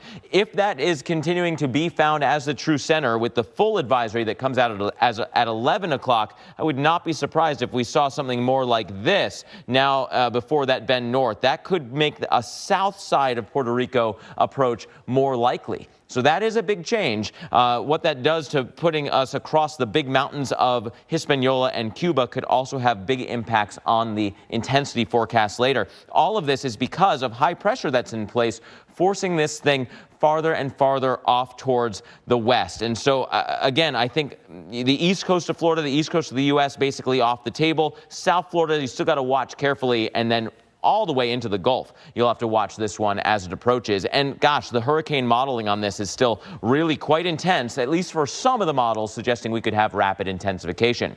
Then we have Tropical Depression 14. Here's the 8 o'clock advisory on this one. Again, we were watching that cluster of thunderstorms getting more and more active. This one's looking more and more like a tropical storm. Again, maybe by 11 o'clock we'll get there. Forecast still calls for, an increasingly strong tropical storm to come across the Yucatan, then go into the Gulf, where it could also become a hurricane. So yes, what you're hearing on social media, what you've been hearing from us, we could easily have 2 hurricanes in the Gulf by late this weekend into early next week. That's something that does not happen all that often. And again, it is because of that high pressure zone. In this case, with TD14 potentially turning into Marco, the question is how much of this jet stream dip influence comes into play to allow the storm to go north. What's looking more likely is that the high is the strongest player here. And so an approach towards Texas or even South Texas is looking more likely, with also Laura going in that direction of the northern and western side of the Gulf of Mexico. There's a lot to kind of narrow down here as we watch these models roll forward. Here's the USGFS model showing actually both storm systems. Here comes our tropical depression, then Marco. Here comes Laura, both of those heading into the Gulf. We'll keep your updates. This time on Heavy